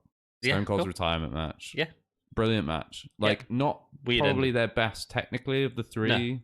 No. I think they did, was it 15, 17, and 19? Correct, I believe. Probably not their best one, technically, but I think it had the most emotion in it. And it was an incredible ending to an incredible career and an amazing match in general. And The Rock was great in it. And it had everything for me. And I still loved it. And I went back and watched it recently, and it was cracking. So yeah. Turnbuckles come off. Oh, the turnbuckles off. Oh, and the knees are injured. I mean, that's the right. Oh no. Oh, come on, ref. Oh no, come on. Watching a Ray versus Eddie match in WCW Halloween Havoc, it wasn't all high flying. It told a story in the match that's missing in wrestling. Yeah, so Ray versus Eddie is a good example. It can be done correctly. It can be done great. I like all forms of wrestling. As long as it's done well. Yeah. Powerhouse versus Powerhouse is a very, very tough match to get right that'll engage me, but it can be done. Nice. Legs on the rope. I wonder if Niven's winning this, man. I don't think so. Dom Smith, what is up, with the flippers? Up, what is up, Dom? brother? Jack McMorrow says lol. Ant, who do you think the mystery guys and girl who are going to show up at TakeOver? A former NXT star, any guess? I don't know about it, to be honest. There's speculation that it's going to be Bobby Roode, Robert Roode. Oh, I saw something about that in the news. Yeah, cool. That'd be great. I think it would be cool, but again, like, I think it'd be great, but it's a real shame that all the guys that basically didn't get their dues on the main roster are kind of being pushed back to NXT. Back, yeah. And it's a sad indictment on WWE's product, I think, that like the guys that they are criminally underusing in that was a poor choice. That this they is criminally great. underusing. Yeah, it is good. I love the knee thing. I love the fact that both of the knees are knackered. Kaylee Ray is still champion. The Black Widow retains. So sorry, I don't know. I mean, Bobby Roode would be cool for me. And a girl would be good. Who would that be? Going back, could be Carmella, because she was on NXT. No, I don't think so. Because they're advertising her on SmackDown at the minute as returning. I mean, has Rhea Ripley been around? Could be Rhea Ripley if she's not been. She's been fighting in NXT. Has she been on? Yeah, I haven't been watching NXT. I'd go Ruby Riott. Big shout. Nah, she's doing something at the moment.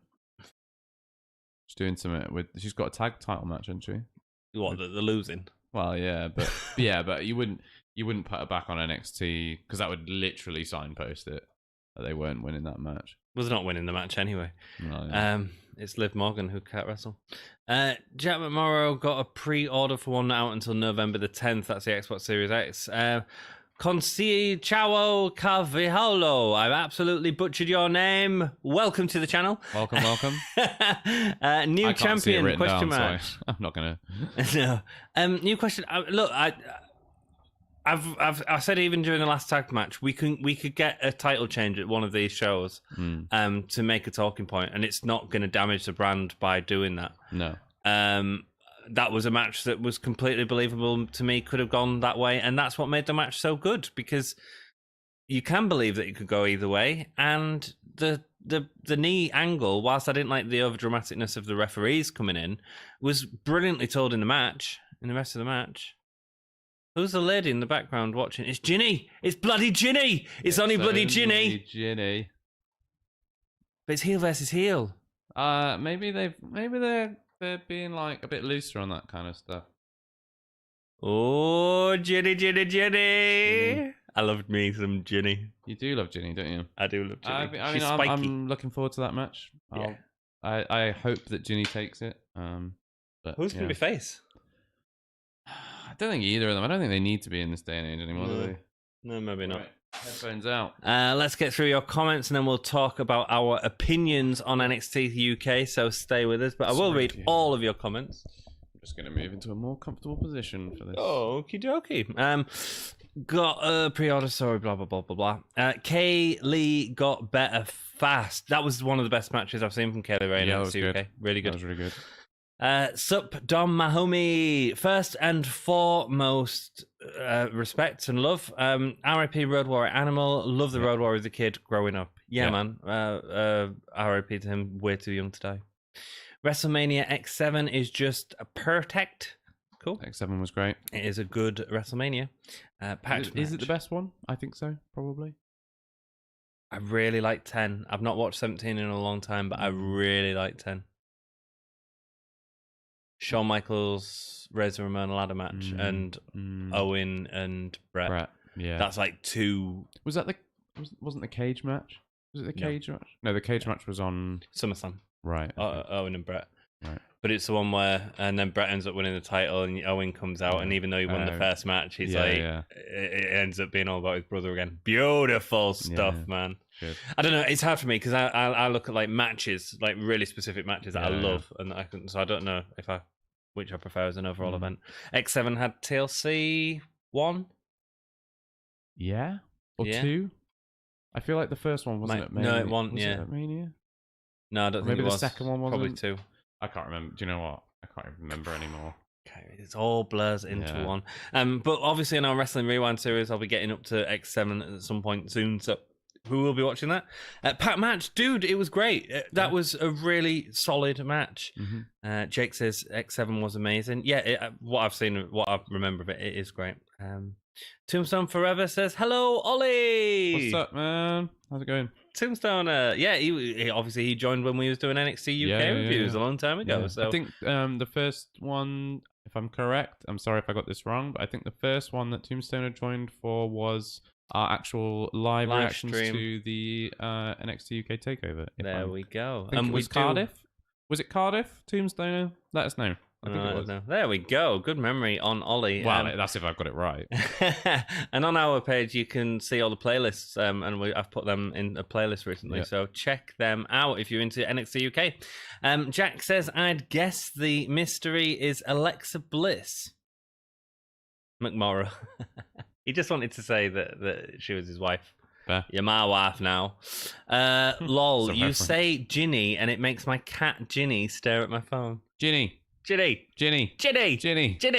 Rah! Did you see, speaking of cats, did you see Carol Baskin on Strictly Come Dancing? I don't watch Strictly Come Dancing. Have you watched, well, no, neither do I. Oh, I don't know. I don't know. You might. Too much bloody wrestling, man. Carol, you've seen Tiger King? No. No, that kind of thing's not my bag. It makes me sad. It's like the best documentary. I just don't have enough time for like real people doing bad things. Okay. It just makes me sad. I watched the. You might not like it then. Yeah, but it is a bit like it. All the characters in it could be wrestlers. Fair. Oh, I mean, I've seen the trailers and stuff, but I just like there's too much good drama on TV that I know is fake that I can watch and watch it like engagingly and have a sense of kind of like it's like therapeutic for me to watch fake stories. That's why I like wrestling. So I don't like UFC. There we go. Cool. I don't know what brought that up. Oh yeah, Ginny. Say Ginny again. Ginny. Dinner. That was a great match, says Jake. Yeah, man, it was really solid. It was a good episode, actually, in general. I can't think of a bad segment in it. Yeah, it's an hour long, isn't it? I mean, it's easy to watch, dude. Nice. More importantly, X had Lex Luger. Yeah, that one the best. Okay. Yeah. TLC 1 was at SummerSlam 2000. WrestleMania X7 has TLC 2, so that's the Jeff Hardy and Edge bump off thing. Dom Smith has a good prediction. He says it's Dom. He says Bo Dallas. Not been on TV forever, so. Is he still with the company? Yeah. I thought he'd been let go. No, Curtis Axel had, not Bo Dallas. Oh, okay. Yeah, it could be Bo. In fact, I think Rotunda's was released, then back, then released again. Something like that. Yeah. Cool. Let's do our review of NXT UK. Second week back after COVID-19 destroyed the world. Initial thoughts? Good. I mean, an hour-long show. Really solid. Good wrestling. Yeah. Interesting stories. Yeah. That's my initial thoughts. Yeah, same. I kind of feel like they're starting as they mean to go on. It's still the WWE style. I did wonder whether maybe they might like spruce it up a bit and make it a bit more. I don't think it is. I think watching more of the Raw and SmackDown than you probably have had the displeasure of having to watch recently. It still feels slightly different to that. Okay, in a positive way. It still feels like what NXT UK felt like before we took the break. Yeah. And that's fine because NXT UK is, it has some really hard hitting matches. I love the fact they've got, Walter doing chops like that, and that trickles through the rest of the roster. It's a hard hitting style.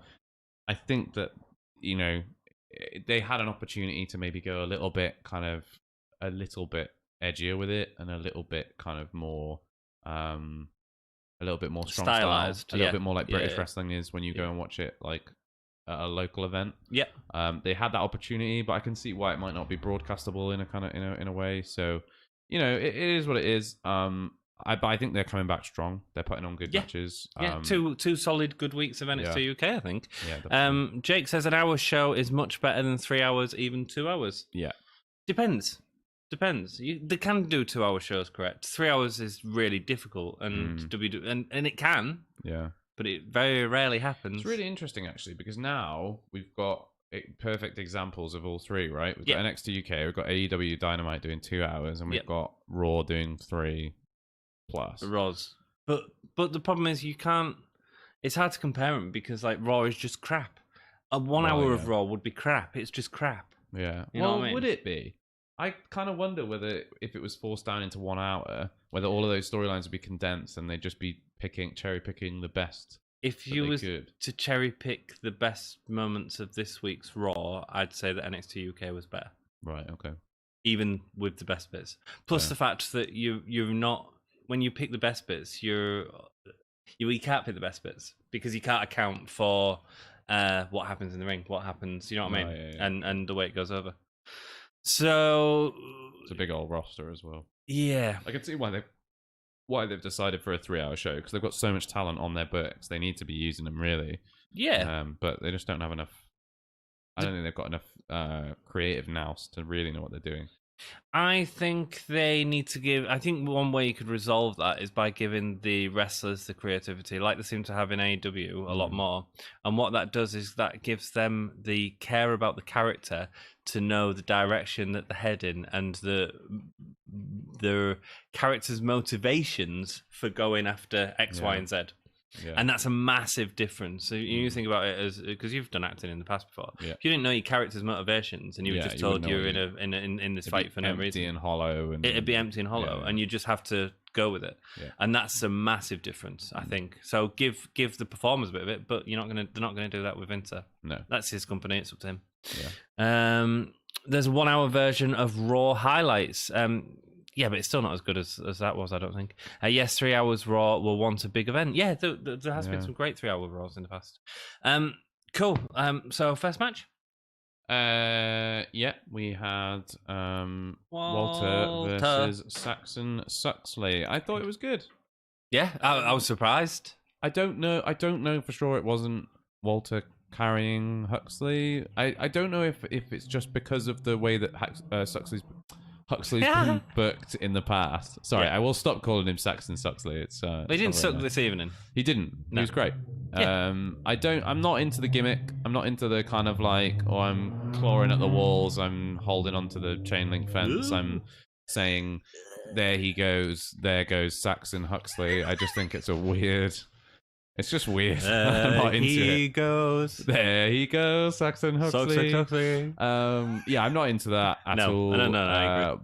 But having said that, he put on a good match tonight with Walter. He was way more competitive than I was expecting. But I appreciate that, because what it's done is while I was like, Walter should just kill Saxon Suxley. What it did is it reminded me, like, this is fun to watch. This is you're watching a Walter match, and it gives us sort of a really good Walter match to come back to. And I think also part of our criticism has been that they've built Walter into this unstoppable machine, which in some cases is really good, because you want a big unsurmountable mountain of someone to climb. Someone to climb, but at the same time, they don't really have anybody right now that's in that position. So, making Walter seem a little bit more human, a little bit more beatable over time with, just more competitive matches might actually be a smart booking decision, because then you could have him conceivably lose to someone that you might not believe otherwise, So I agree. But it was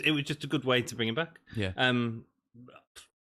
Got to see all the classic sort of Walter moves. Yeah. The chop to the back was a bit of a surprise to basically get the win. Just that set up the power bomb for him. Yeah. But it was really cool, man. I mean, it's good to see Walter back. Yeah. Let us know what you think in the comments, guys. Next match. Next promo probably. Well, we had is that when we had the Heritage Cup. The Heritage Cup kind of weird gathering in the ring. We've got a mystery opponent. We don't have We've got a mystery opponent, but it's actually just going to be a triple threat to decide who the mystery opponent is. So next week we're finding out, presumably, who the 3 competitors are. I don't know, but the thing is, I don't know if they'll be like, oh, it's 3 guys that you've never heard of, or it'll be 3 guys that we've got from the British Indies, or it's 3 guys from NXT, or it's, we don't know yet. So I guarantee one of them will be Flash Morgan Webster. Yeah, could be. Wait, no, Flash Morgan Webster's already in it. Sorry, Mark Andrews. Right, yeah. And he's going to have his music, and you're going to dance. Whoa. So join us for that. God. Yeah, I don't know. Until we know who the 3 guys are, I'm not worried about it too much. I think two of the competitors will be Flash Morgan Webster and Joe Coffey. Do you think? Yeah. Joe Coffey making a kind of return, a semi-return. Yeah. Maybe. I don't know. Gallus don't have any representation. I wonder if they don't actually know yet what they're doing. I'm going to assume this is all filmed in one go. I wouldn't think they're filming this week after week. It's hard to do at the minute. So you'd film as they were doing before, just without an audience. I don't know. It's weird. It's weird. I don't know. I'm not sure what to think about this because as far as the way that it felt like it was set up was like, oh, we've got a mystery entrant. Yeah. I'm feeling and now like it's like, oh, there's a triple threat to decide the wild card. But you're not going to have a mystery entrant for a wild card, are you? Yeah, it's just you would have just had it as part of the thing. It was a bit bizarre. It was a little bit awkward. At least they all look fantastic. They look a lot better than they have in the past. Connor's especially, like he's had coats that don't fit him in the past that he's got from charity shops and stuff like that. Now he's really looking like these little like stories you fill in. Like, he had a coat on that was like really big, and you were like, he's bought it from a charity shop. Just that's fact now. It's absolutely not fact, but they're all looking great, man. Everyone's looking great. Yeah, I love the giant coat. Trent Seven kind of look that he's got. Yeah, he looks Flash like Morgan Webster looks a star. He looked like a kind of 1940s, kind of like a speakeasy club kind of performer, like someone who's like a little bit mysterious, like wears a big fluffy coat, and then like you think, oh, maybe it's going to be like a kind of burlesque dancer, and then it turns out he's got like a big beard and it's Trent Seven, and he starts singing opera. He looked great. He did. Let's just go into chat. We used to sign "There She Goes" by the last. We used to sing. Sorry, I assume that is "There She Goes" at a lass at an infant school. There she goes. They suddenly dropped it. Think because they found out that song's about heroin addiction. Oh, I didn't know that. Well, Saxon Huxley should definitely stop saying it. Because he's already like clearly scratching Saxon at the walls Huxley is and more into holding crack onto the than thing. heroin. Yeah, cool. So next segment we had the match between Hunt and Pretty Deadly. Yeah. Look, no build to this match whatsoever. It was a decent match. Yeah, good match. Good just no build. Yeah, exactly. Yeah, really talented people in the ring. Makes it. Pretty Deadly looked great. Yeah. But again, I just think that they're a gimmick with no substance at the moment. At the moment, I like them because like they kind of seem putsy and like pathetic and a bit rubbish, and so I kind of automatically want them to win because I'm like, well, these guys don't stand a chance. I want to see them. Let's see them do it. I kind of want to see what they do, what they're capable of, and what they could do. Because before lockdown, all they were used for was enhancement talent. They were just like jobbed out to people. I'd be really interested to see what it is that they can do with like some story time. Yeah, look, they really don't fit in with NXT UK. That's fine if it's going to be really used to enhance their heel. And it's not in a minute, but hopefully it will soon. There's Sarah. There she goes. There she goes. There goes Sarah Huxley. Not responding. No more comments. So, good match. Pretty Deadly get the win. Yeah, with a kind of dodgy roll-up. Yeah, I'm into that. Some good moves in the match, though, man. I'm interested to see what they do. They had a little segment afterwards where the Hunt were annoyed about losing. Could lead to a heel turn, maybe. Yeah, I didn't really get what the segment was about. I appreciate it. It's something. I think they were making a connection between them and the Welsh Wet Wipes. Mm-hmm. Again, I'm allowed to say it. I think they were making a connection between them and showing them getting frustrated, and that generally, to me, signposts heel turn. Okay. Like they lose a couple of matches, they're not on, they're not winning the way that they're currently operating, so they change the way they operate, and they go to their bad selves. You can definitely turn the Hunt heel without any issue. Yeah. They'd be a good heel tag team, I think. Cool. Next match was the main event. Yeah. Again, not much build to this, but it's filled with history of the two anyway. Yeah. I mean, the whole build with them from day one was like how well they knew each other. Right? They've got history. They also did the same thing with Tony Storm, and I think that's fine as a concept. It really worked with, like, for example, Kevin Owens and Sami Zayn. And they absolutely, it works here. It didn't work with Kelly Ray and Tony Storm. Yeah, because they kind of did this allusion to like, oh, you know what you did, but we're not going to say what it was ever. And then we're all going to be left in the dark about it, and it all feels a bit weird. But with Kaylee Ray and Piper Niven, it's felt like they're divulging enough for it to feel like, okay, we are like caught up to speed as an audience. Like, we know what's happening. She said, "Don't lie, Kaylee. I've beaten you loads of times in Japan." Yeah. Like, that is the premise. That's for like the story. Yeah. That's the hook. Yeah. Whereas with Tony Storm, it was, you know what you did. Yeah. But we're not going to say. Yes. Which, you know, it's not enough to get you hooked in. But this match was brilliant. It's really good. And I mean, the story of the knee, like, I was really concerned when they did the whole ref segment because it got really WWE corny. Yeah. And I was worried. I thought it went too far. I'll be perfectly honest. I thought for halfway through the match, it went a little bit too far and took away from the match a little bit.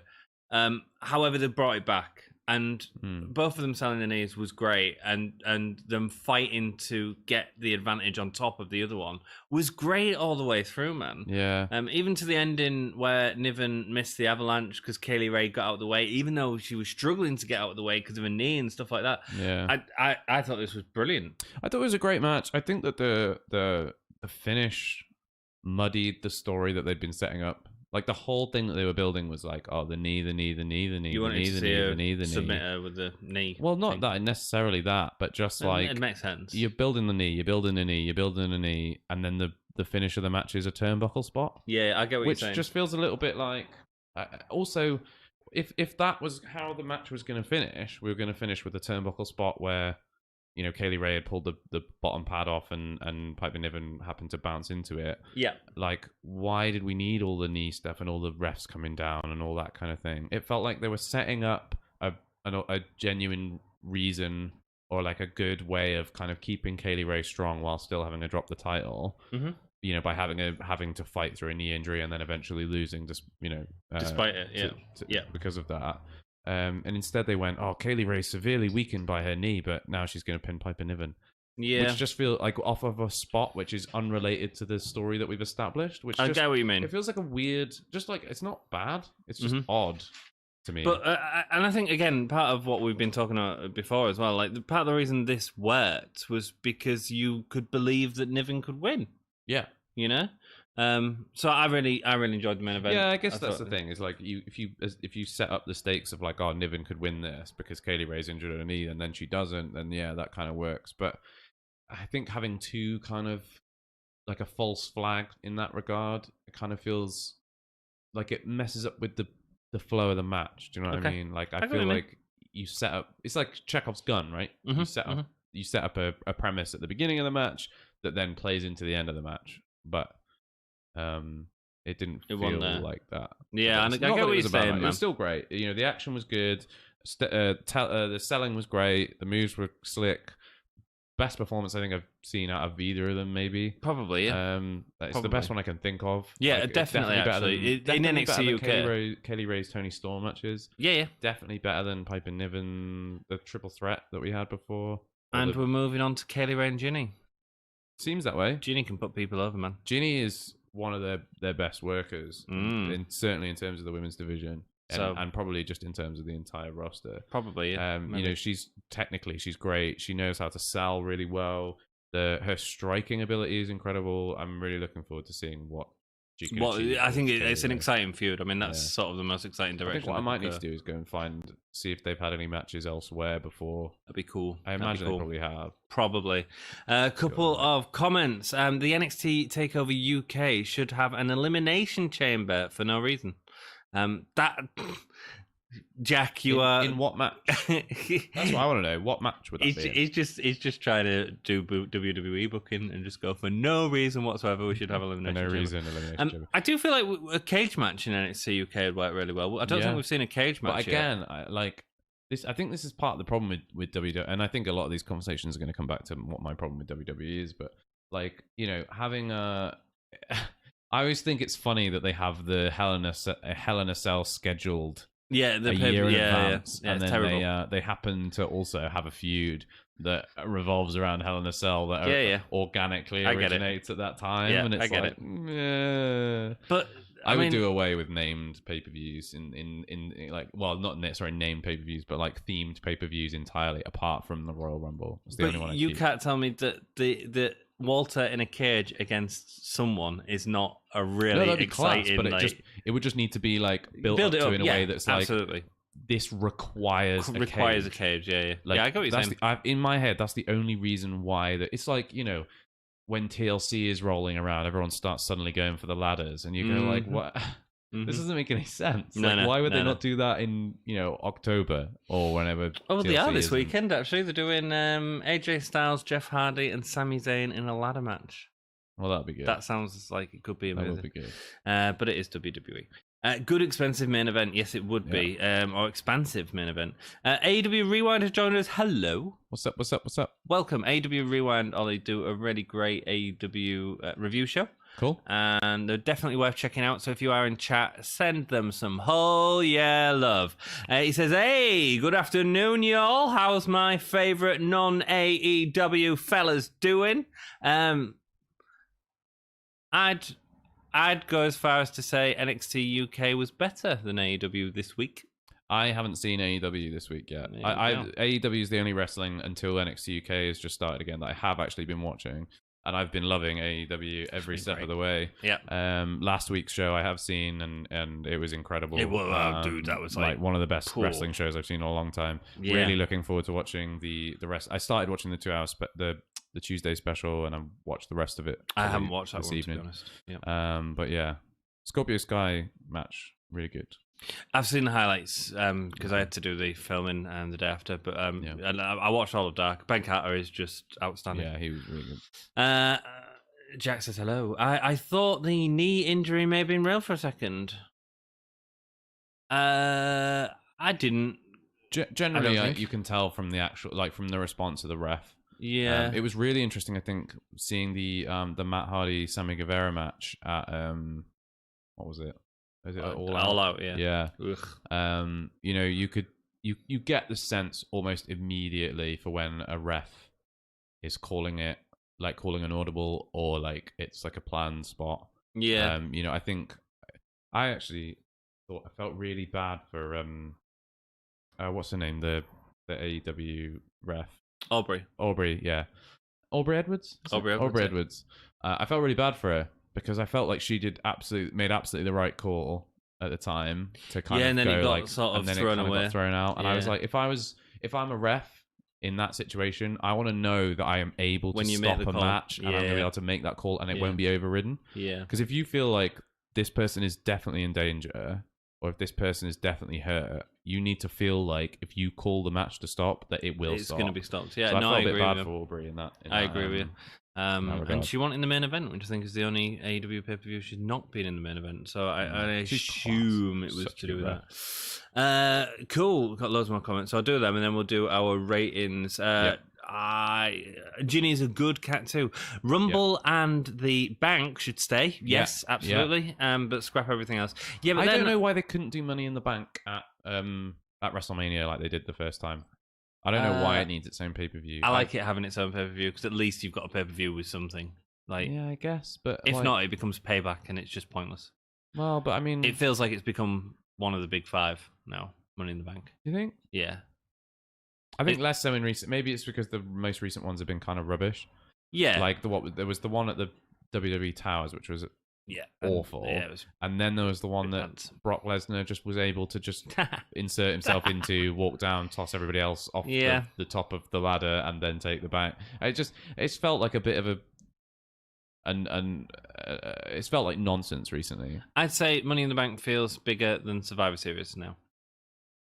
Does it? Yeah, I say so. See, I still think Survivor Series. But again, Survivor Series has been ruined by Raw versus SmackDown, where there's no stakes for anything.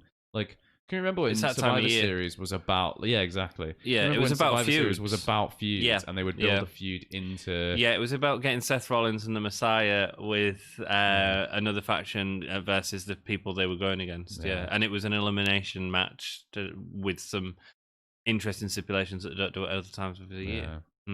Blah blah blah. Survivor Series, keep that. AEW Rewind, thank you. I appreciate that, brother. It's all good, my friend. It's all good. I do watch your stuff, man. I watched your Dynamite review the other week, and I'm quite happy to plug you, man. You all remind me of Angelico and Silent Bod at the minute. Lol, with love for sure. Angelico and Silent Bob. Are you Angelico? Am I? I could be. I could be Jack Evans. Am I the dude? Silent Bob doesn't talk. I do not, but talk. I'll shut up then. All right. Get the foul malignant Dude, why are you writing big words with more than 3 syllables? You know I struggle with that, Jack. Get rid of the Hell in a Cell match out of Breast Cancer Awareness Month. Yeah, that is weird.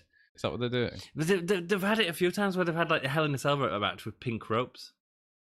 That's weird. I get the charity. I love the charity thing. Not necessarily that charity. I'm not a massive fan of Southern G. Coleman for other reasons.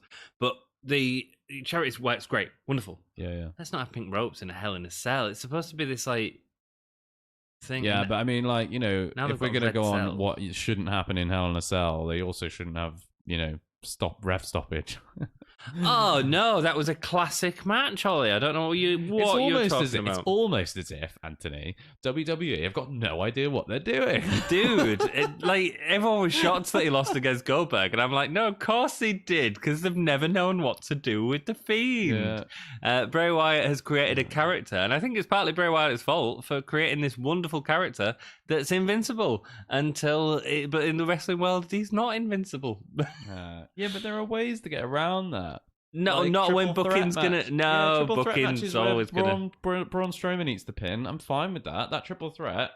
If that had been the first time that the Fiend had lost the title in a triple threat where the other person can eat the pin, that's a good way of taking a title. Yeah, people aren't as heated about him losing the title like that as there was against Goldberg. Yeah, no, nobody cared because we're excited about Roman Reigns being a heel. Yeah, no one was excited about Goldberg coming back. No. But scrap most B pay-per-views. AEW do it great, and I have AEW. I feel like, although I pay for the network, I feel like I'm happy to pay for their pay-per-views because I'm like, it feels well deserved. Like it's $20 or something like that. But I'm gonna get some top quality wrestling for and All Out was. You know, I mean, a lot of people had issues with it. Yeah.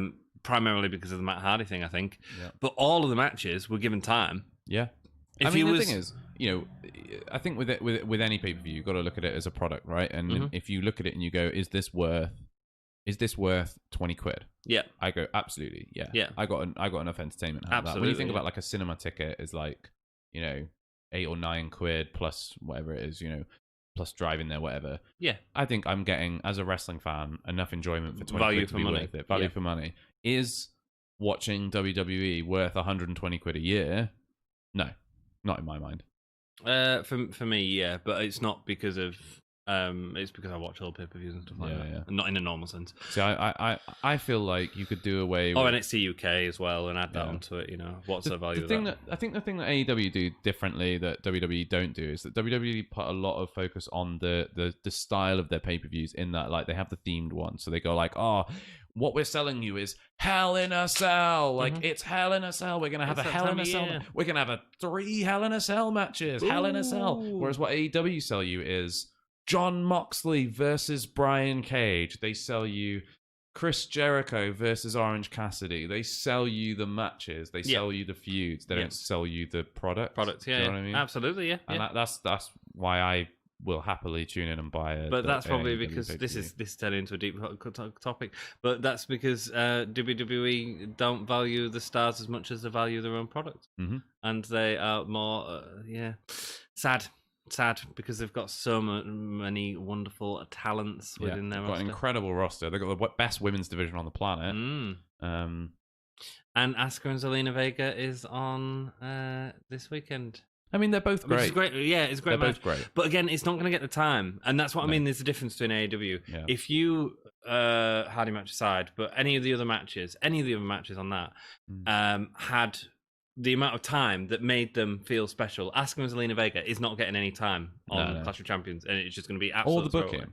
Oh, exactly. So, do you know what I mean? So even if I'm not interested in MJF versus Moxley, I'm getting Jungle Boy versus whoever they were, and it's still a great match. Oh, MJF. That's a big difference. You said MJF, and now I'm just thinking about how good MJF is. He is very good. But scrap most people. AEW Rewind. I thought Dynamite was good. Little let down on Cody's return.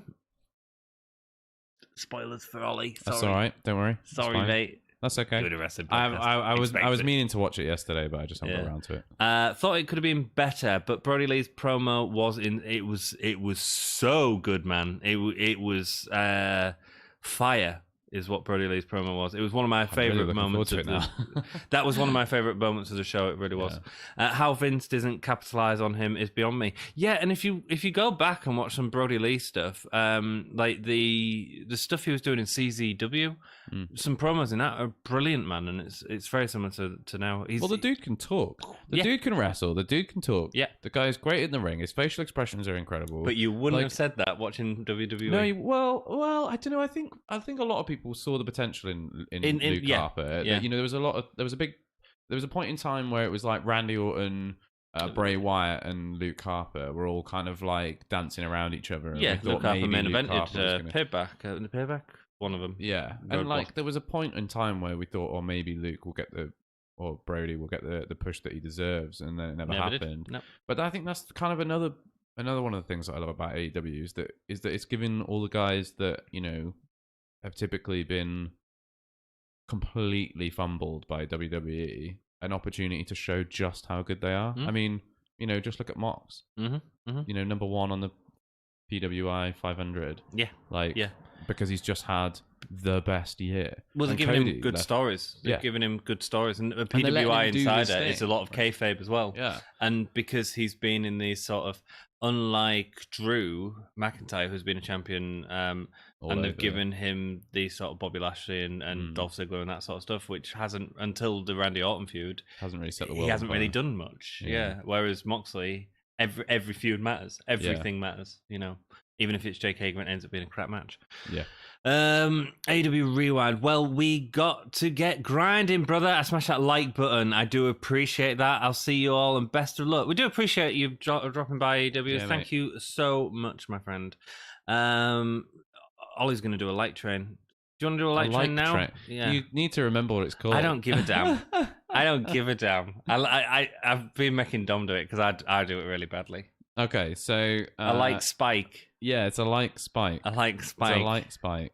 I think the last because I tuned in for your SmackDown one when we did the light spike, somebody disliked, which is kind of funny. This is fine. Yeah, no.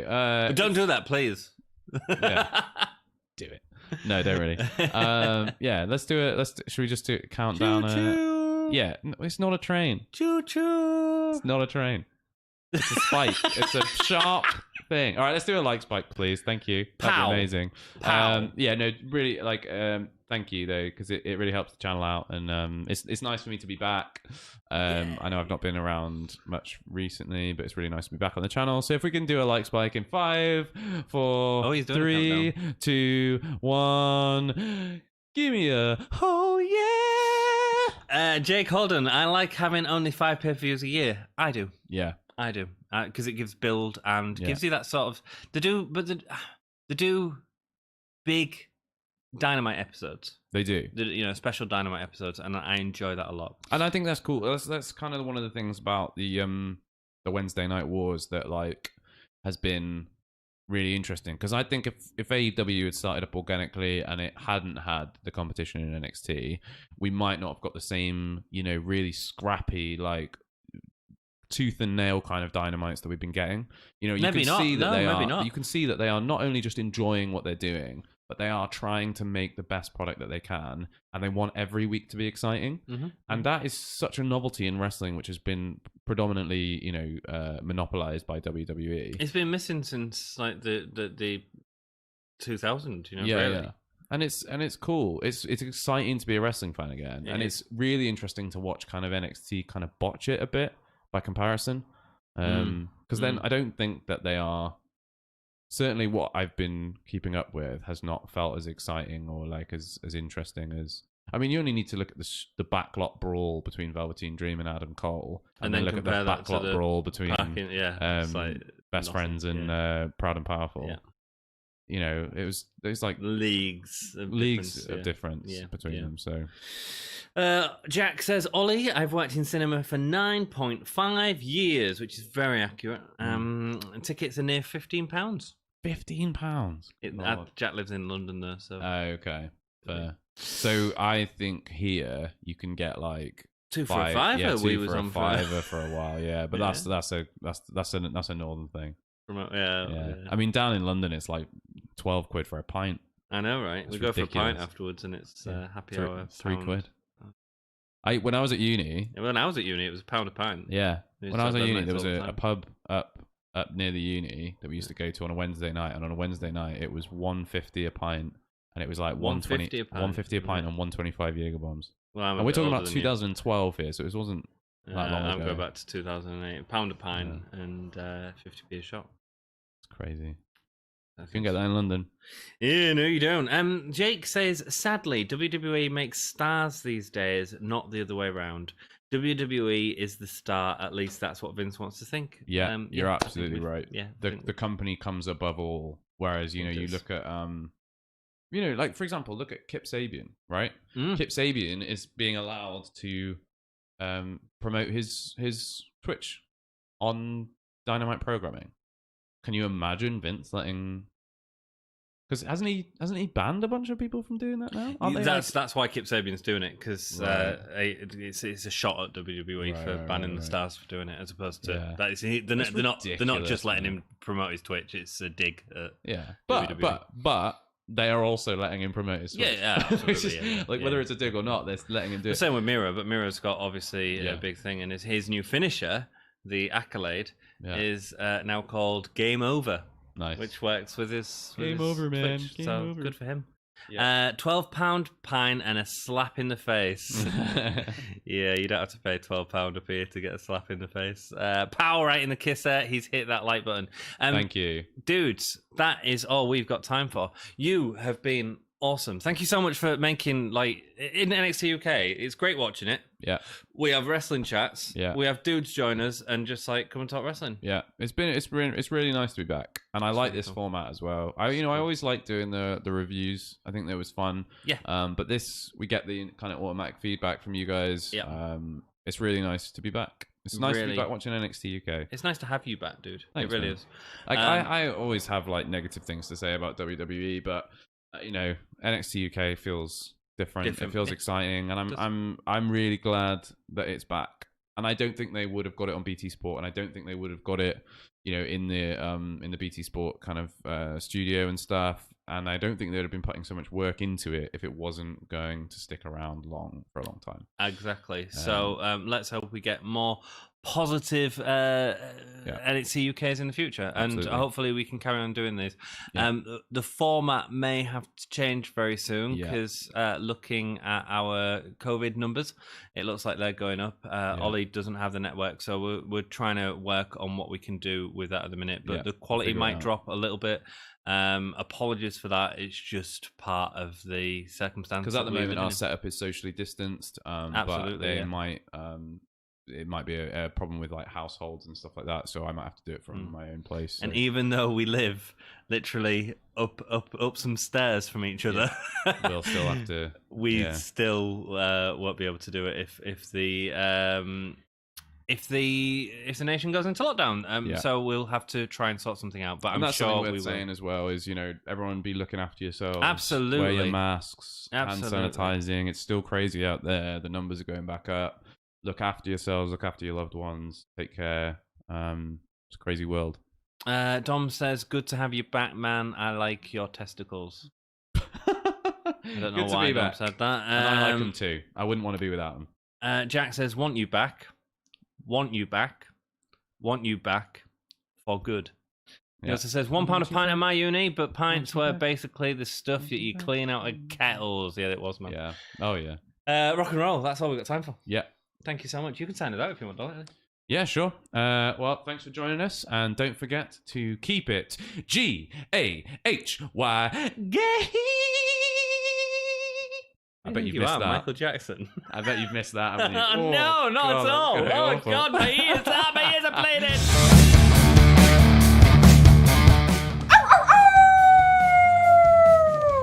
Hello, this is Shotzi Blackheart, and welcome to Gimme a Whole Yeah! I hope everyone checking this out in Yorkshire and beyond is having a great day.